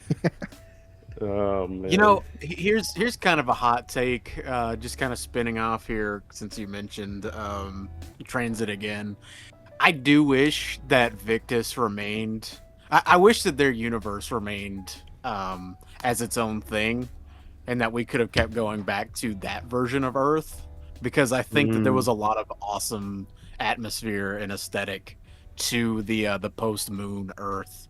Yeah. And you know the thing about it too is also like with the like multi-universe thing, I think they made a huge mistake whenever they decided to try and make all that multi-universe stuff one story. They should have kept it all separate and make individual storylines out of, you know, all these split offs. Like Victus, like you talked about, you take Agreed. Premise and do their own thing, take Chaos, do their own thing. Hell, do one with the fucking 5 characters with JFK and them. Like I don't even care. Like that would be super fun, and it gives them a lot more Hell yeah. creative freedom that way. But I mean, they just didn't do that. So Imagine they all converged too. Would have been the most ambitious crossover ever. Fuck you, in game. yeah. All right, well, while we're on that topic, do you guys think that narrative-heavy zombies actively pushes away casual players, or do you think that concern is just overblown? Do you have a map as an example? I mean, just, okay, so, like, in order to get to Mars on Astra, right, you have to basically do... Never done it. All I right, don't even well, know how to do it. You have to do a portion of the egg, right? And the egg is tied in with the narrative. Or, like, you're playing maps and they're very heavily narratively inspired, right? Like, a lot of BO3 maps are built around the narrative instead of being built for flow and, like, like casual playability. So, do you guys think, right, that these extremely narrative-heavy zombie stories, for casual players that have no investment in the story or the characters, do you guys think that they are put off or pushed away when zombies is too much focused on narrative?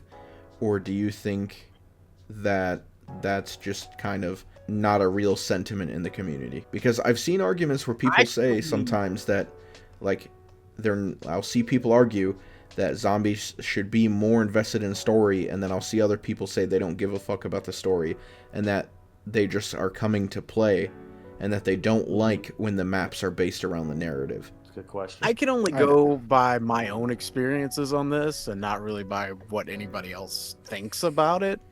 So, I mean, me personally, as long as the flow of the map is fine, and I'm not actively going out of my way to do certain tasks, you know, like getting to Mars on Astra, the way that you were talking about, like, as long as I could just have some sort of free reign, I'm cool with it. But I mean, like, I'm never usually bothered by having constant voice lines thrown at me, if that's what you also mean, like whenever the characters mention what's going on in the map. I think that it's interesting. I mean, I guess it could get old after a while, but it's another one of those things where, like, I never really think about it, honestly. Okay. I don't mind it personally. I kind of like it. I remember my mother, because like back when I was a kid playing on PS3, I played on like a big TV in the living room. My mother would always make fun of Samantha talking in Origins because I played Origins so much. So she would always like mock her voice. She had no idea what the hell it was, but I thought it was funny. But Yeah, so- I think I think there's a, like, the way Black Ops 3 did it, I think is good. I think it's fine. It adds depth for the people who care, and for the people who don't, they just don't have to care. Because for the most part, like, the way you played the map, fundamentally, like, just for the most part, getting Pack-a-Punch and stuff, like turning on power, was pretty straightforward. it was the quest and the Easter egg that were more complex, or the winter weapon. But I think Black Ops 4 is kind of where they started to take it too far, because I don't know if you guys remember the marketing for Black Ops 4. They were calling every zombies map a zombies experience. Mm-hmm. They were very heavy on that terminology. They like specifically avoided calling them maps. They wanted to call them experiences, and nobody knew what the hell any of the maps were going to be, because they were kept calling it an experience in the marketing. And I remember everybody like theorizing for like weeks, or well, it was probably months, about what was going on, like with the story. Like, is it going to be easy to play, or is it going to be like a whole big thing? And I think I think they took it that far because they thought, I don't know if you guys have ever watched that panel where Jason Blundell like showed off zombies for Black Ops 4, the worldwide reveal. Mm-hmm. Yeah. But he talked about it, and he talked to like, they had this whole segment about Rush, the game mode. I don't know if you guys remember Zombie Rush from Black Yep. Ops 4. I But do. they talked about how that and the difficulties and the AI bots. By the way, why have we not brought AI bots and zombies back? That was like kind of fun. Yeah, right. You could actually experience the story as a solo player with the AI bots, which was really cool. And That's they true. just took that away, which was True. kind of gay. But Remember where Black Ops 4 they advertise 2018.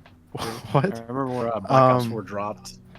Killer was so excited about the AI bots. He was- Me too. I was too. I am a solo zombies player. It was so cool that you could do an Easter egg solo, like Blood of the Dead, that needed 4 people. Does Blood of the Dead Yeah. need 4 people? I don't remember. But Good the point is the bots would do the Easter egg with you, and they would talk and have quotes. I thought that was so cool as someone who is a solo player. And they marketed Zombie Rush as the mode for the dad who wants to come sit down after work, and the casual mode and bots. So like they actively put in place measures to keep casuals like caught up, I guess, with a mode where they can just shoot zombies and not give a damn about the story. And I kind of think that was sort of too far, but also at the same time kind of a good idea. Maybe if they revisited it, they could make it better. Do you guys remember Black Ops 4 Zombies had 2 tutorials? Yep. Even though Jason had- Blundell said there would be no tutorial, there was 2. I know he said there's no, yeah, there was a beginner and an advanced tutorial. The beginner tutorial was like how to rebuild a window, and the advanced tutorial was like, I don't know what it was, like how to buy perks or something stupid like that. But I don't know. I don't even know where I was going with that. I'm gonna be honest. Somebody else should really start talking, because I'm never gonna stop. I really miss bots and AI. Okay, Black Ops 4 is such a good underrated game. Bring it back. Even dude, Blackout. Oh my God, Blackout 2. Blackout 2 this year, dude. Mhm. Oh yeah, it's gonna be fun, bro. I agree. I'm gonna go crazy. So I'm gonna say overall, okay, this is just what I think about it. I don't think having heavy story narrative is a negative on face value. I think overall it's more of a net positive, because if you don't care about the story, as far as details concerned or all that, at least it gives the map more atmosphere, and it gives it more of a unique setting because of the story. Yeah. So I would say where it crosses the line, like Kat was talking about, is when you get into games like Black Ops 4, the story isn't something that you can choose to split off and do and it not affect your gameplay, right? In Black Ops 4, a lot of the times the story can just directly impact your gameplay a lot more than the other games can, and then that's where, for a casual player, it will probably be a problem, because it forces them to do certain things to be able to get to certain things that they want, or certain power-ups, or certain upgrades, or whatever. But I would say on face value, no, I don't think it's a bad thing for casuals. Just like, for example, if it's just quotes about the map and what's going on, or they're talking about what happened in some prior map, and they're trying to get this all figured out, whatever.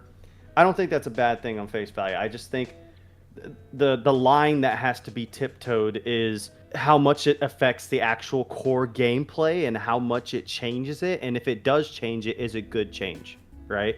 I think that's the biggest thing that they have to tiptoe. But just on face value alone, I don't think having story is bad for casuals at all. It's actually good, just as a byproduct, because like I said, it gives the map more atmosphere if the story is good.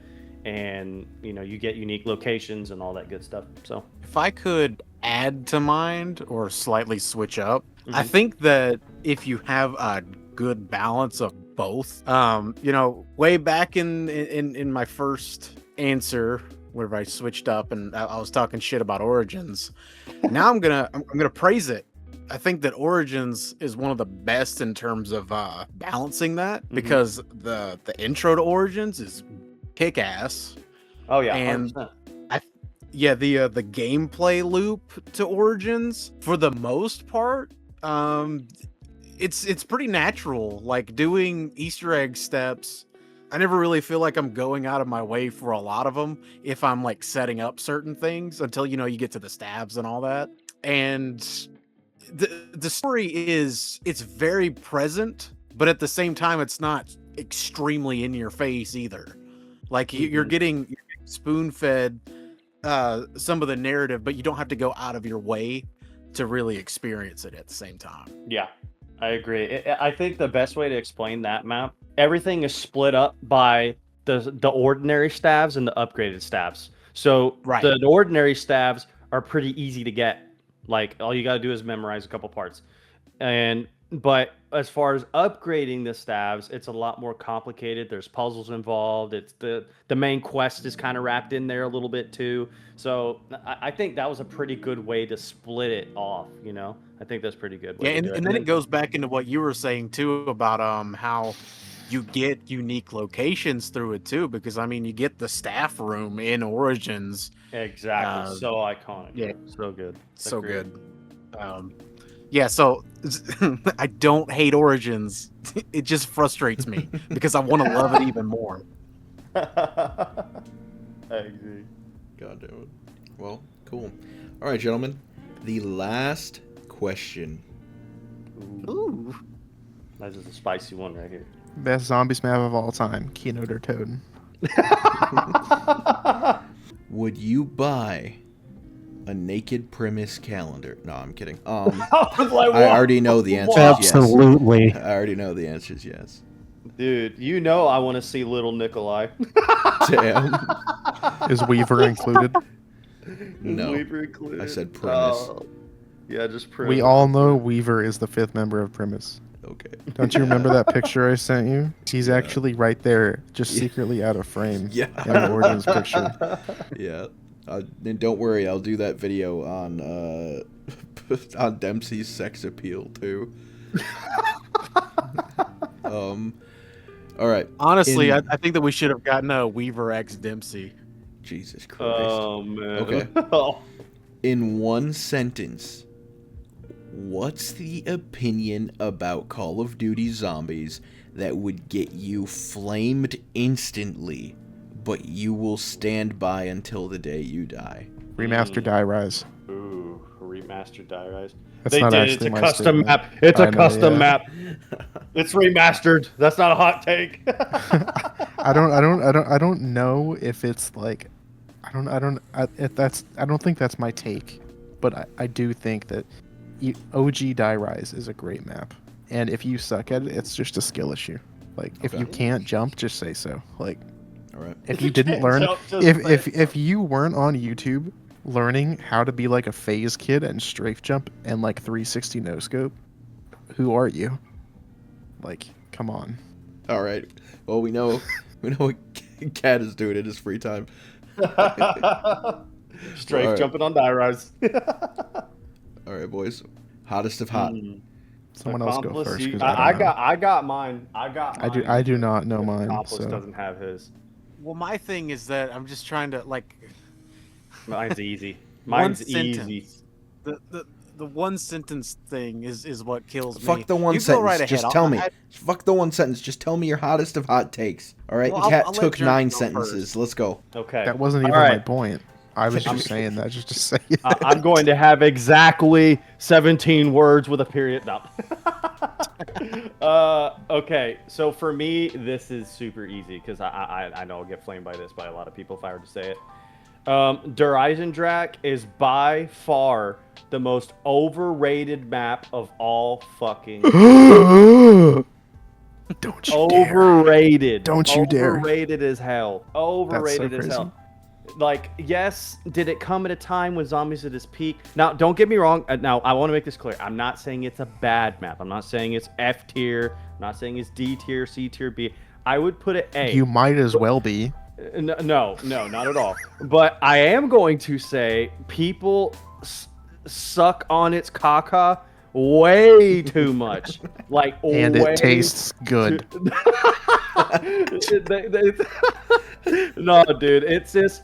Here's the reason why, right? Now, it's almost like I think the best argument you can make for it is it's the second best at everything, right? I would say like it's really good, right? I'm not saying it's a bad map. You can argue it's the second best at almost everything. I think other maps, top it in a certain department, where it tries to be the best at.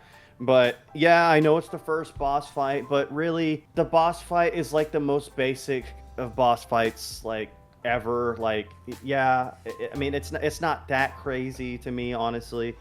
Looking back on it now, and also for me, this is just like I said, they take the setup from kind of Mob of the Dead, where they use the dragons, you fill out the dragon heads, you get the bow, and then they kind of translate into the Origins kind of route where you're getting the bows and upgrading the bows.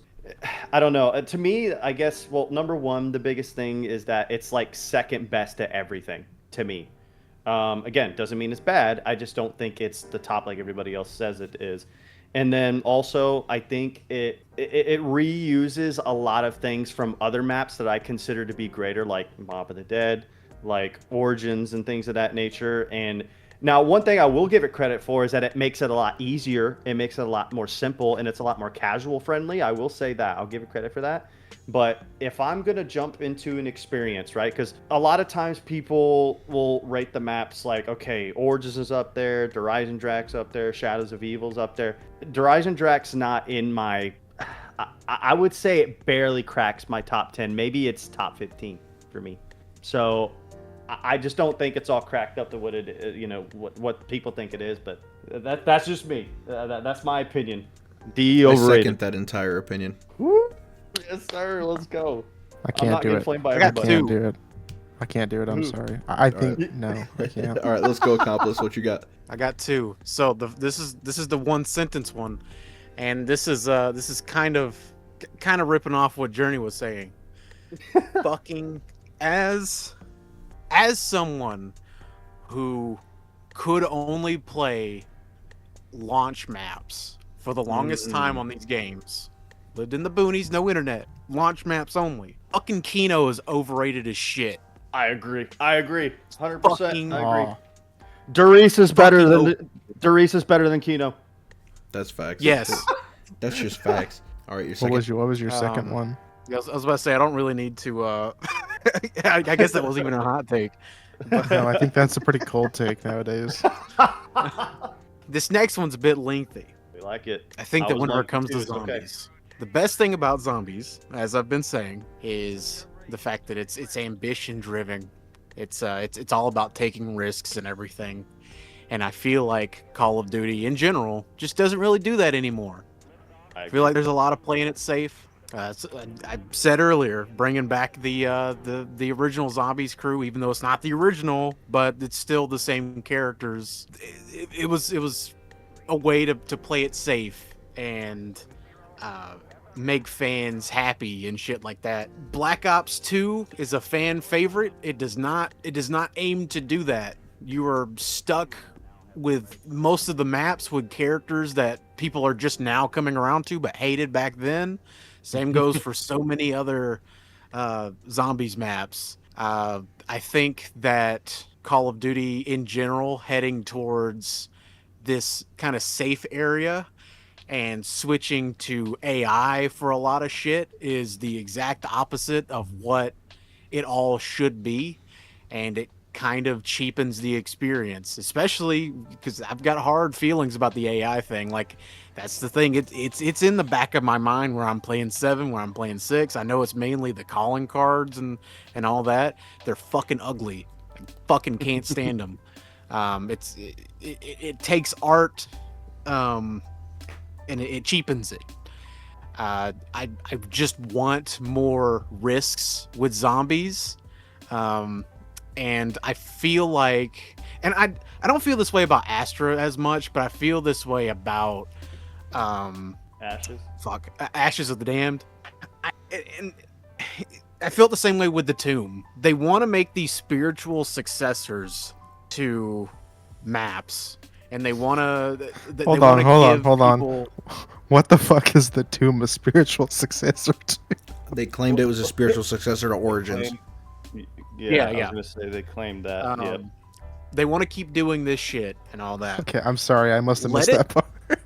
Yeah, this is an old news, but and it was not a very good map. So I mean, I definitely could see Hey, where I you- like the Tomb. It's okay. It's decent. I'm starting to ramble here, but there's a point. I'm sorry, trust I me. derailed you. I'm sorry.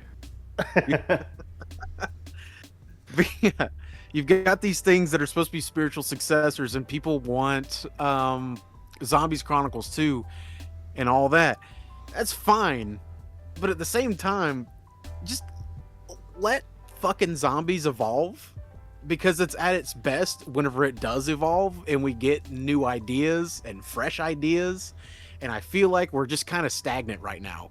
Mhm. So that's just, I'm just gonna stop it there. It's stagnant right now, and we should embrace change I kind of with all art, not just fucking zombies. Stop asking for the same shit in Star Wars, you fucking nerds. All right, Kat, you got yours. That's a good take. Okay, Shady Sands I'm- got blown up in Fallout, the TV show. Guess what? It's 100 years after the fucking first game. A lot of I shit remember changes people in 100 going years, crazy dipshits. over that. That was so funny. People were like freaking out so bad over that, like the when there was like the chalkboard with like the Yeah. incorrect timeline according to Fallout 1. Oh my god, man. I get it, but at the same time, who cares? God. All right, Kat, what's your hot I take? have two that I've been going back and forth on. One of them is a lot, I think, more serious than the other one. Okay. So I'm gonna spitball both and see which one I think is better. So my first one, Infinite Warfare Zombies sucks ass.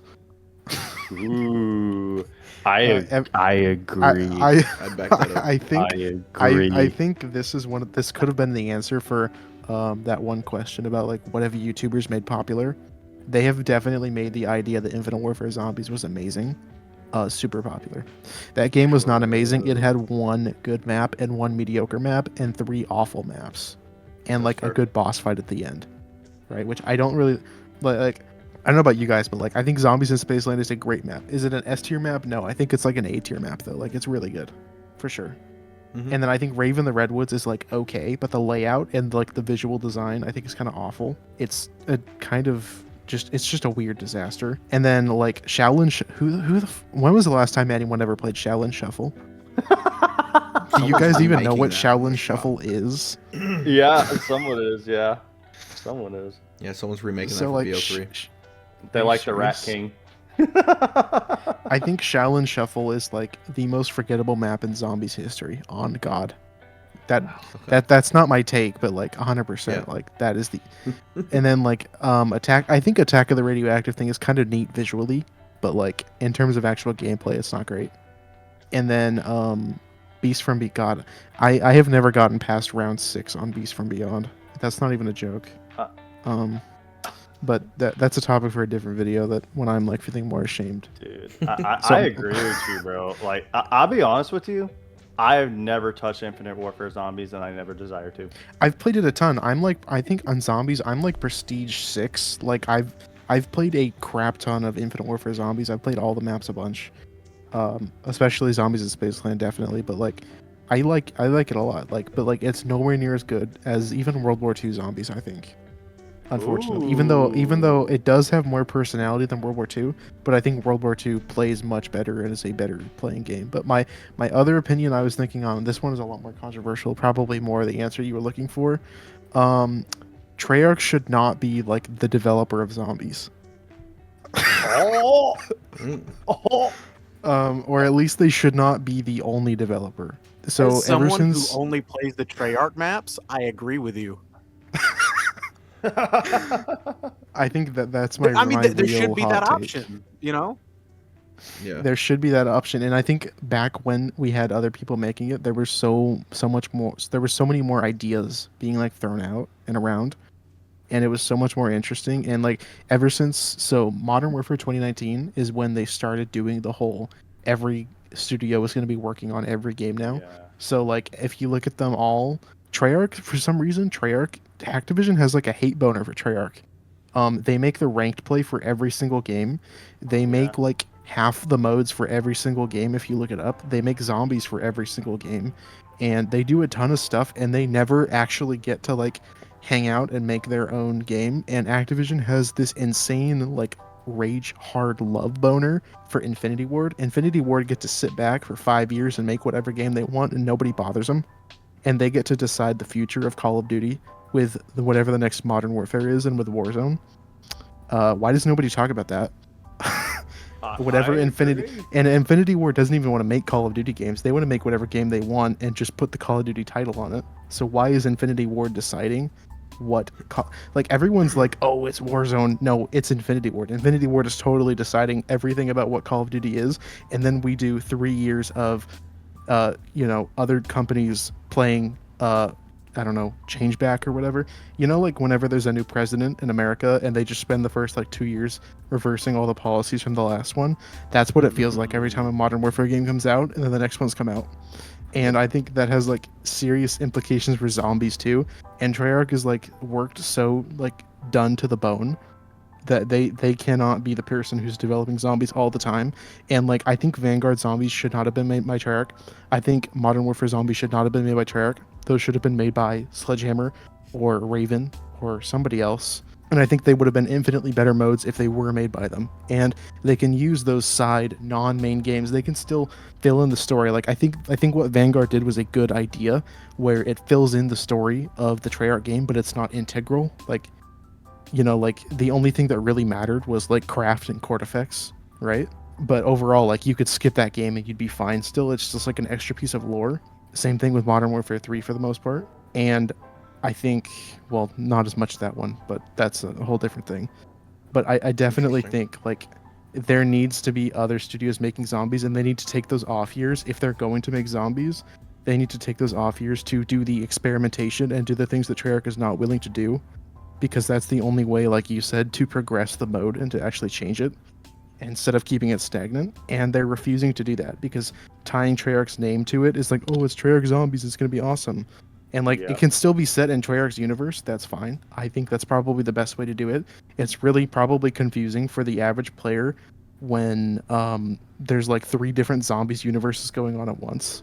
But I definitely think like even if Exo Zombies and Infinite Warfare Zombies and World War II Zombies and Extinction are not really that good, I still think it's better that they existed than that they didn't.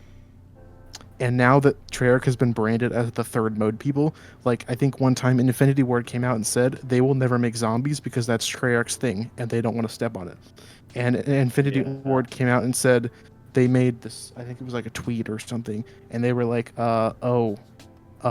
players don't want to fight against AI. So they haven't been putting survival in games anymore. And they've been cutting back on Spec Ops a ton. And I don't even know if Modern Warfare 4 is going to have Spec Ops this year. I don't think it would. I think it might be like DMZ 2 or something instead. Because if they sold MWZ as a third of the game for $70, I'm sure they'll do it with DMZ 2. Right? Because if you remember DMZ 1, even today it still says beta on it, which is why it's free. So 100%. That was like 3 takes in one, but like the core thing I was getting at was like Treyarch should not be the only team developing zombies. They need to trust other people to do it. I think maybe Treyarch should be overlooking, sure, like the continuity of the story, but in terms of developing the actual gameplay and ideas, I think we need to have those other teams back doing that. They can't do it all alone, and either they need to do that or just not have zombies in every game and only do it like once every 5 years or 3 years or something. Because that's what we used to do. We used to have zombies and then we'd have to wait 3 years to get a new one. Yeah. Right? Yeah. And we liked I it that think way. the zombies was more special that way whenever every other Call of Duty game didn't have it. Yeah, because remember, we got Forsaken. 2 months later, Vanguard Zombies came out. Like, there was no gap Yeah. between Cold War and Vanguard Zombies, and it was absolutely detrimental. I It killed agree. everything. And it was the one game mode in Call of Duty that wasn't a yearly release. Yeah. Whenever Treyarch's game came around, you're like, oh shit. Oh, it's been like 2 years, been 3 years, boy. Here we Yeah, go. and You it, know? and yeah, So, and like, it was always like special. yeah, exactly. And like I agree. yeah, there was always value to it, and now it feels like there isn't. Like, how often are you really going back to play Cold War or Vanguard or Oh. Modern Warfare 3? We were talking earlier about in 20 years we can't play Modern Warfare, dude. In 3 years you're not going to be able to play Modern Warfare Zombies because there's going to be no players, and you need 150 or what is it, like 40 people to play Yeah. Modern Warfare Zombies. Like, you're not going to be able to play that in like 3 years. Yeah, it's true. I agree. Yep. All right, boys, I got a hot take for you. That's my hot take. Uh-oh. I want to hear it. It kind of piggybacks off a little bit what Kat said, but Ooh. lately, with just like, especially all the conversations we've had tonight and my experience playing the game over the last 20 years, I think as a whole, neither Treyarch, Activision, or Call of Duty as a whole deserves to own the rights to the Zombies IP anymore. I think they have ran it into the agree. ground. I think they have turned it into a piggy bank. There's no longer passion. There's no longer love. And even in a game as tight as Black Ops 7, which I am having fun with, and I love what they're trying to do with it, it has not felt the same in terms of not even just gameplay or story. Fuck that. In terms of care and love into this game mode in so long that I think they no longer deserve the IP, and I think the only way in which we have a future where COD Zombies as an entity, as an IP, could survive and thrive would be for them to get rid of the IP and hand it off to a small indie developing company that could turn it into something special. Whether they continued the story, rebooted it, restarted it, but give them all the assets, let them use the perks, the weapons, the mystery box, let them use the universe, give them the keys to the fucking toy box, and give it off to somebody else because they no longer deserve it and they no longer just care about it. And I think that the longer it is under the care of Call of Duty and Treyarch, that even though they may try as hard as they can, from here on out, it'll only get worse until nobody wants it anymore and Activision makes the decision to cut Zombies from Treyarch completely. And I guarantee you within the next 5 to 6 years, we will see a Treyarch game that does not have Zombies because Activision told them it's no longer profitable and they cut it. I 100% feel the agree. same way. I feel the same way about not just zombies, but just in general. I mean, I'm not like about to get political or anything here, but there definitely is the issue of like so many of these gigantic corporations that have all these IPs that just either sit on it and do nothing with it, or they milk it for all that it's worth to the point where like it's a shadow of its former self. And it's depressing to watch, especially whenever it comes to franchises that we all love so much. I mean, God, we were talking about I was talking about how big of a Mortal Kombat fan that I am, like whenever we were doing our little intermissions, and God, I couldn't be any more depressed as a Mortal Kombat fan after 2025. God, it was a rough year, and now Netflix owns it, and they don't see any value in Warner Brothers games. I did not know Netflix owns Mortal Kombat. Now that's so crazy. Yeah, Oh I'm my not. God. I'm not having a fun time here. Yeah. That and is a before you know it, big L. I mean, we're gonna get these Call of Duty movies, and depending how that first one does, you know they're gonna throw a Zombies Amazon Prime TV show or something, right? Or a movie, and it's Yeah. gonna be atrocious, and it is going to continue to darken the stain on its legacy. I mean, when you look at it as a whole, Zombies content creators, it's harder and harder to make it as a Zombies content creator on YouTube unless you're already one of the big guys. It's harder to break out of the mold. It is harder to gain an audience unless, like Kat said earlier, you're shitting on the game. You don't see people really as passionate as they used to be. You don't see people making fan films. You don't see people really building like props anymore. You don't see people going out of their way to do like crazy pieces of art, you know, like you barely see any of this anymore. and like it's just like, well, yes, sometimes I feel like the zombies like community is thriving. I remember that I put myself in the bubble to only be around zombies creators, and so feels like it's thriving, when in reality I go watch zombies content creators that I was watching 2 years ago, and they're getting a fraction of the views, and they're having to pump out more content.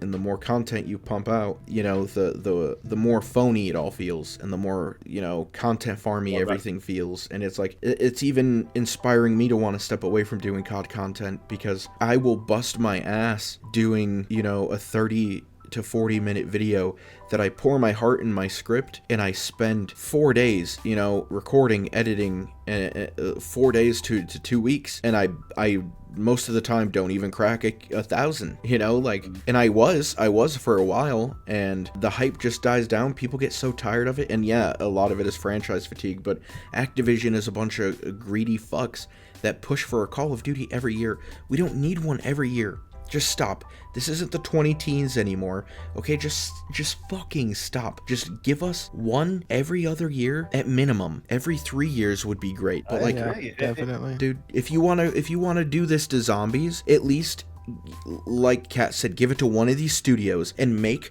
a live service game like Fortnite that's just called Call of Duty Zombies. That way it doesn't need to be tacked onto every fucking installment of your franchise. And for the zombie players, they can just play in this live service game where every season we get a new map with a new Easter egg with a new story, and then fill us up with survival maps and limited, or not limited time modes, but like extra game modes. Give us, like Fortnite does, let fans make maps and just play. Hell like, yeah. you know what I mean? Throw in operators, these characters that people could get. Fucking, like, just do something like that. It would be experimental, but I think that would go a much longer way than what they're doing, because they're killing it. You know what I mean? And not in a good way. They are killing it. already, like, the actual app, like the game's app is already like a hub for all the other games too. Like, why not just make one for zombies? Right, exactly.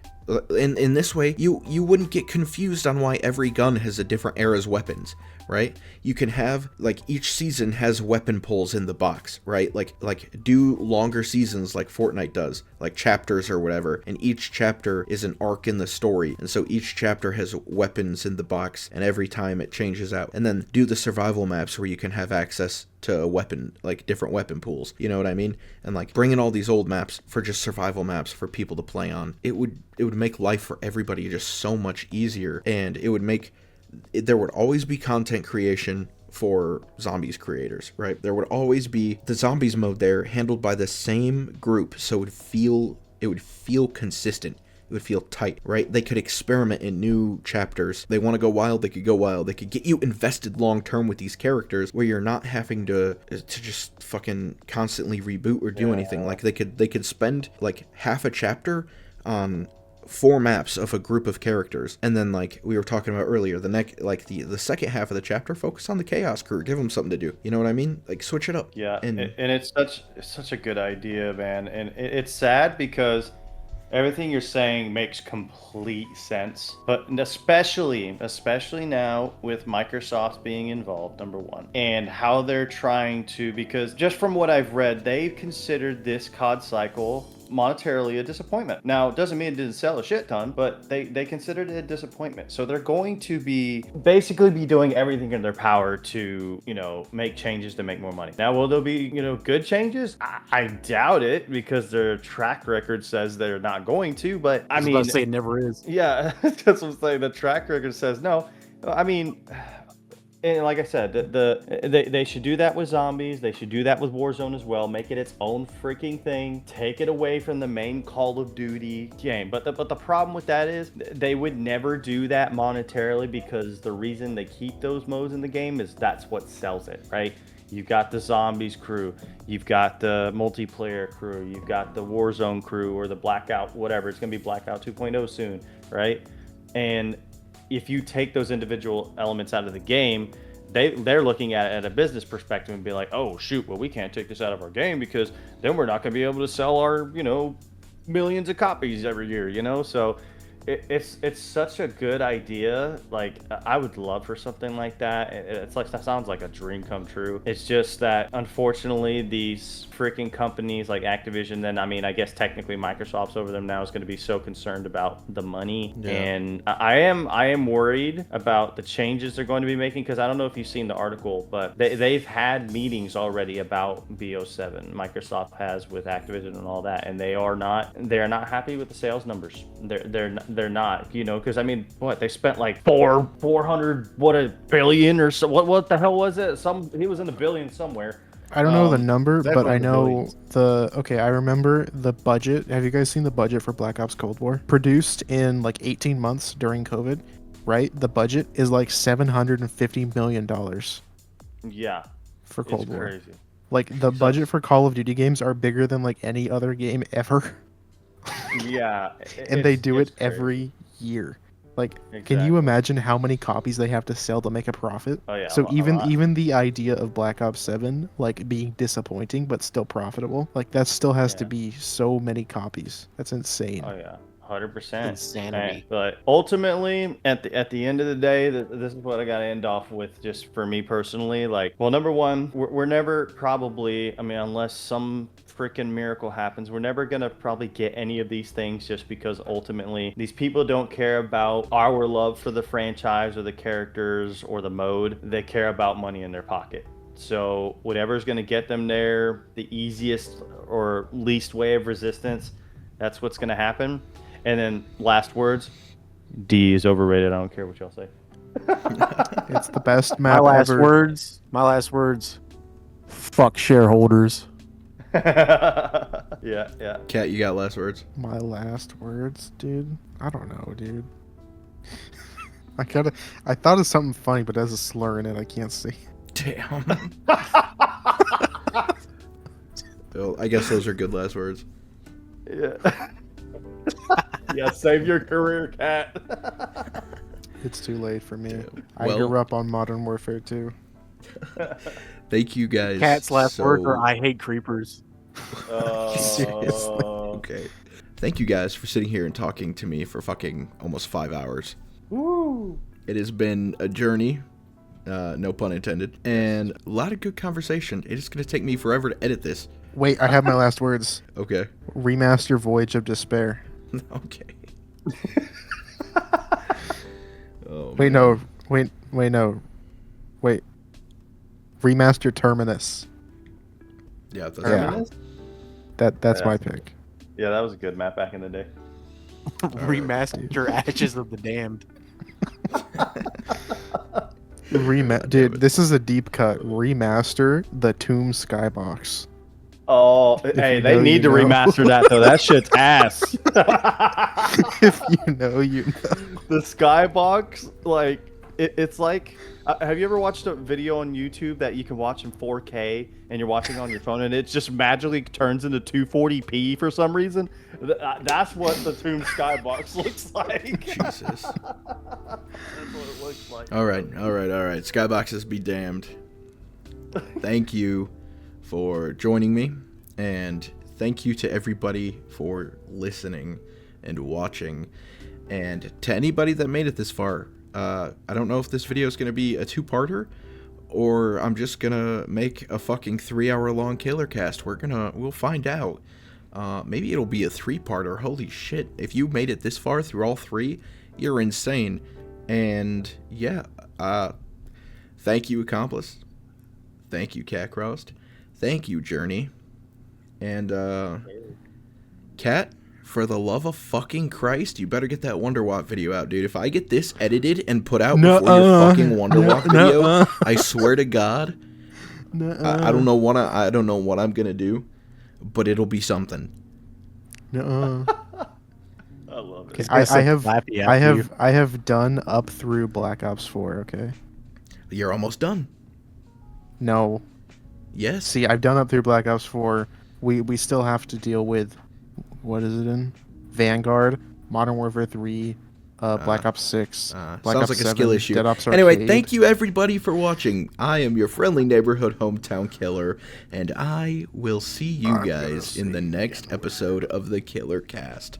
Unless I go to prison for finding CATCROSSED and stalking him in his sleep until he finishes this video. So, alright, say goodbye, everybody. Bye. Take it easy. Let's go. Ghost vaginas.